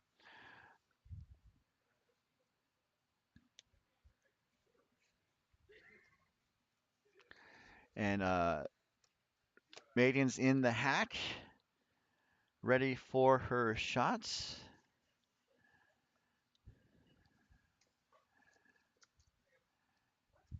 And looking for a hit, yelling for the sweep. It looks pretty good. Now the question is where is it going to roll to, and it's pretty much a nose hit. And the shooter's going to stick around, and so basically all Muirs has to do is kind of do the same shot for 2 points to tie the game, and will be handing the hammer to Team McDonald for the eighth and final end of regulation. Um, so then Muirs would be in a position to have to steal to win the game as she gets set. Last rock here in the seventh end, a chance for two, a nose hit for two. A slight roll is not too bad. As we await the rock entering the playing area, this looks pretty close as it's going to hit it right on the schnoz. A slight roll toward the edge of the forefoot, and that is good for two to tie things up. So we are all square here in the final stanza, and Team McDonald will have the hammer. Thank you for letting me know, Katie. It's actually Alicia holding the broom for Team McDonald. That's Alicia Perry, and I apologize for not having that information at the ready. Um,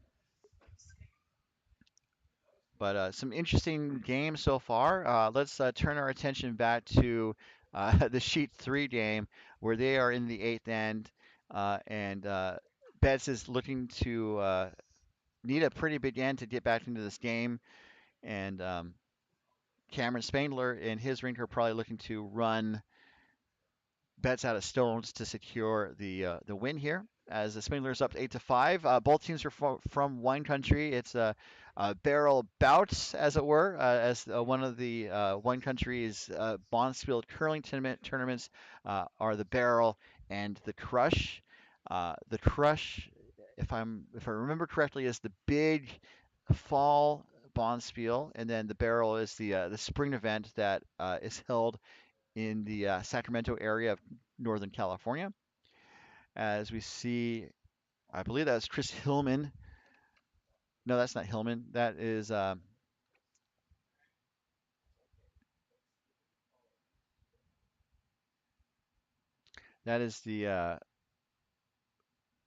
second for Betts, or the third for Betts, I believe. Uh, that may have been Chris Skidmore's shot, and that's going to settle in the edge of the 12 foots. Good for third shot, and so it looks like Spangler is going to ask Chris Hillman to take it out.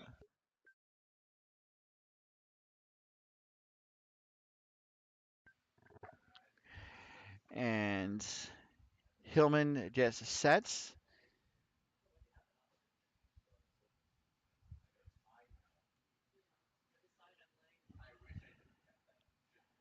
looking for a hit, and I think a roll towards the center. Maybe if you get lucky, a double, but this is hanging out. Is it going to come back in time?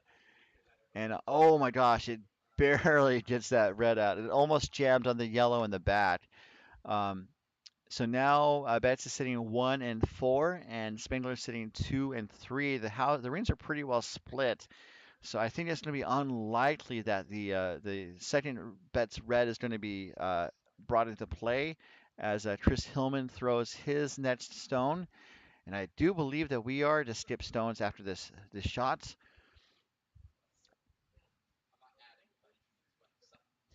See Spangler making some notes or maybe write a ticket. And this rock is a draw. It is looks like it's coming down pretty nicely. It's going to tap. Oh, it hits the brakes at the last minute. Oh, wow. So hit the brakes at the last minute. So I think what Spangler's looking to draw on top. I would have been maybe adventurous and just tried to blast those out. I say I'm a lead. I say we should draw, but there's also moments where I like blast it, get him out, get him gone. So that may have been my curling bloodthirst coming to the fore here, which I'm sure is a phrase that people have not used before, but you might hear exclusively on MoPac After Dark.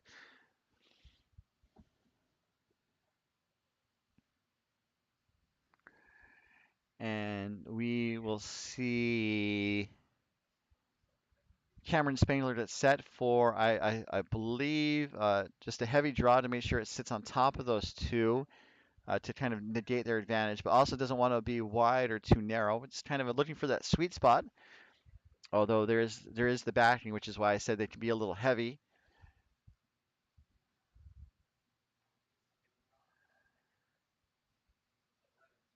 And this is shaping up to be pretty well. The sweepers are on, I think, to hold the line a bit more, and it's going to hit the inside red and tap it back.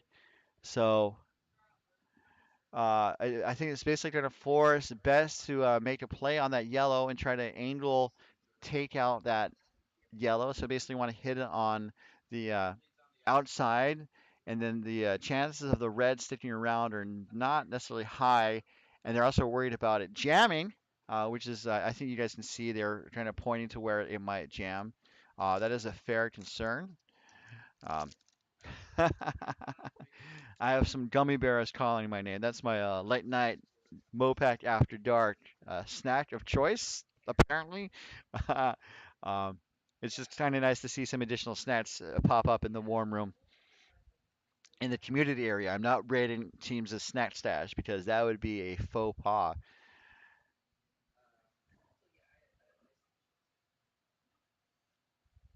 So, looking for a somewhat tricky shot. I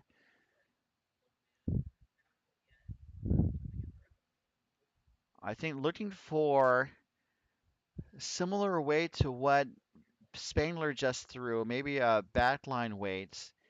So enough to kick the yellow sideways, but also hopefully have a chance of the shooter sticking around. That's my guesstimates, as it were. I've gone all weekend without saying the word guesstimate, as David Betts' rock is away.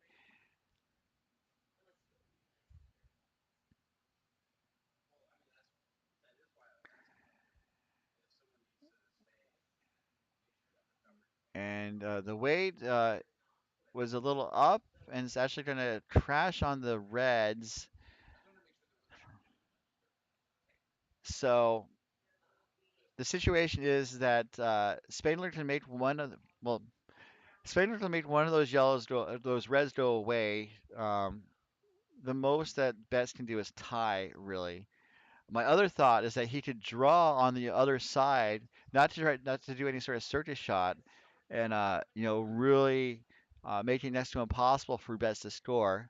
Um, Although again, if he misses, the team's calling their timeout.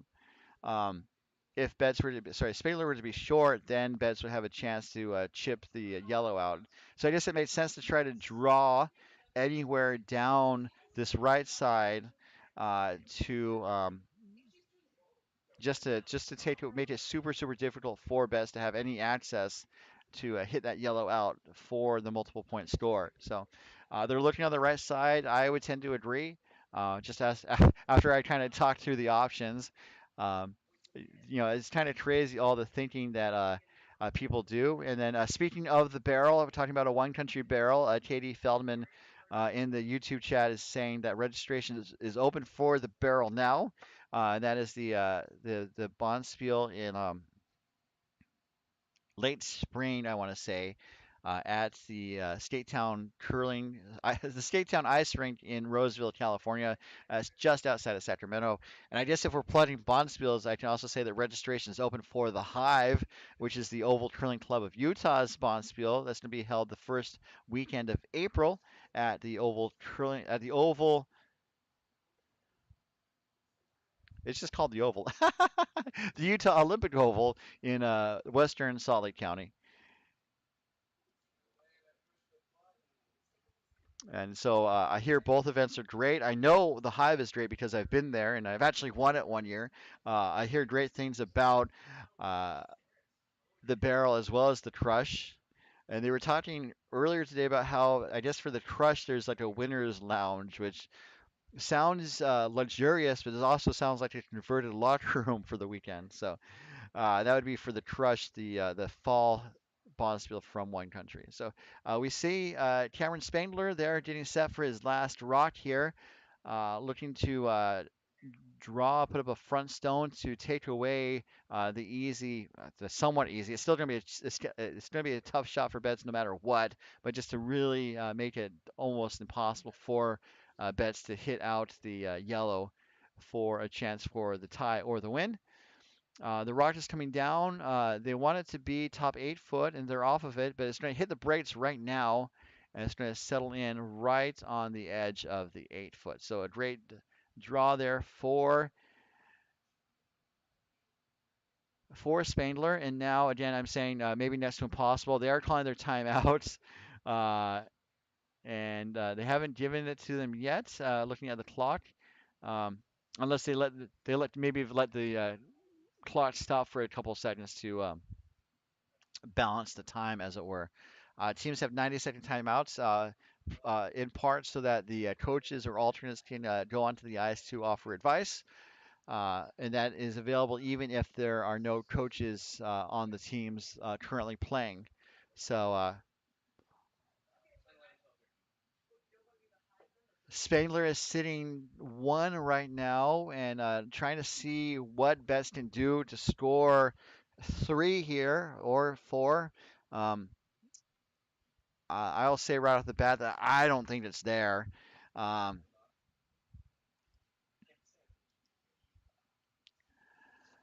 but they're looking at maybe running the yellow onto yellow, and then maybe I just hoping that the yellow will spill up, and that's possible because they need to hit the edge, the right edge of the shot stone in the back 8 foot, and then if they hit it at an oblique angle, it might be able to roll back up.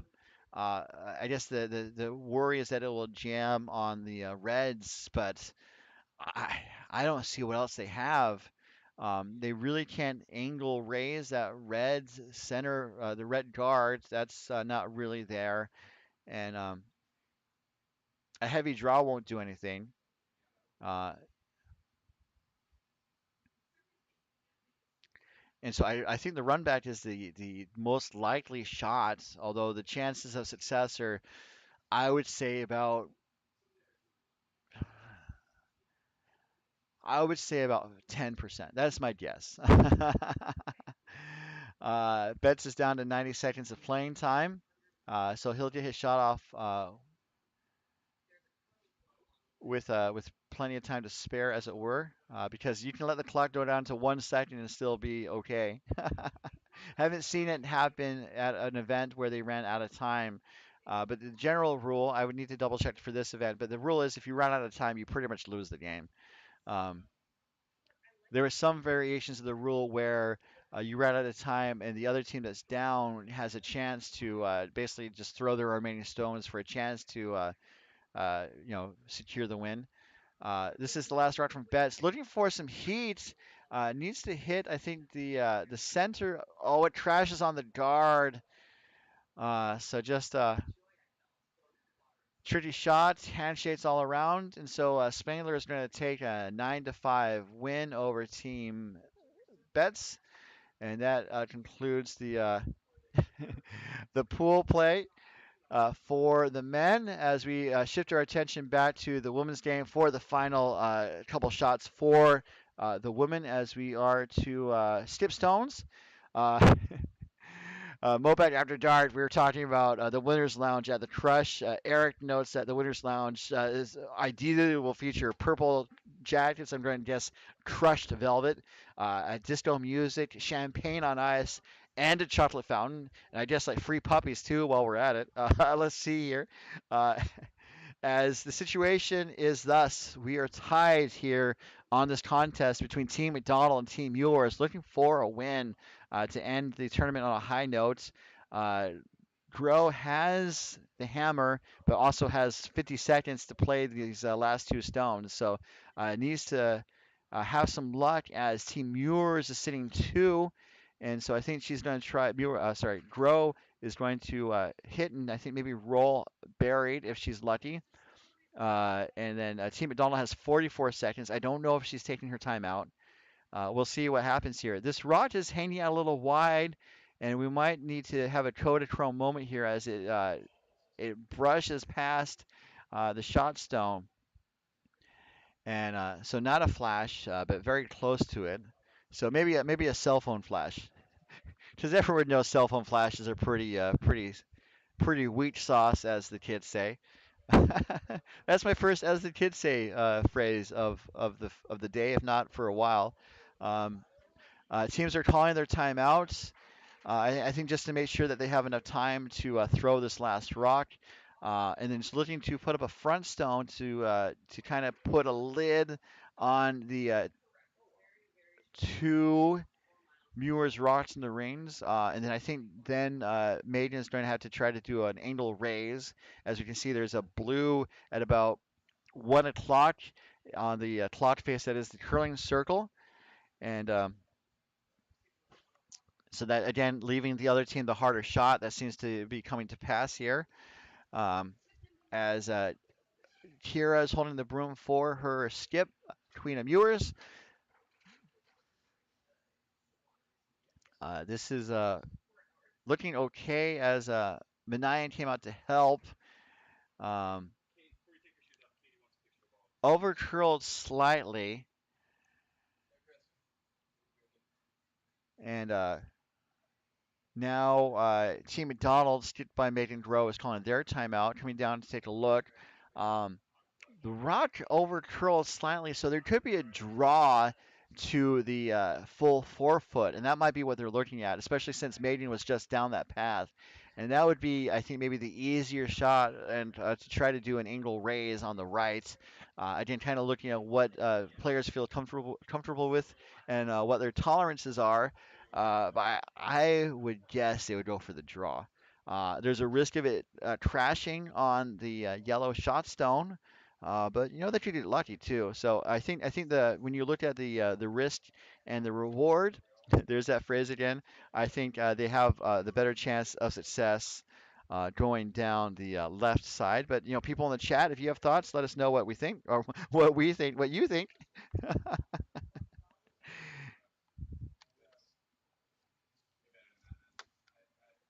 And just wrapping things up for the night, and then we are going to get ready for Championship Sunday. It's been a very exciting tournament so far. I'm definitely glad you all have been able to be a part of it.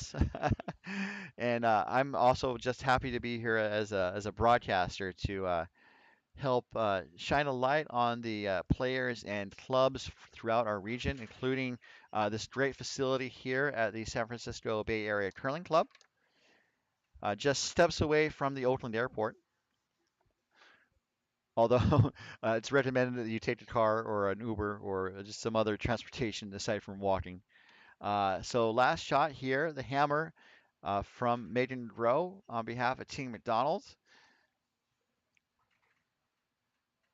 hoping to do their skip proud, who is representing Team USA at the World University Games in Torino, Italy. Looking for a full 4 foot for the win. And I said this is coasting a little bit, but it hits the brakes as soon as it kind of gets near the house. But it's gonna. Oh, this one flashes, and it's gonna go through the center of the reins to the back of the house, and So they're looking to see who is second, but they don't need to. All they needed is a single point for the win, and they're shaking hands. Team Ewers gets on into the win column with their last game, and with that, pool play is concluded. Just to recap, the teams that are going to be in tomorrow's semifinals, um, as we change views here.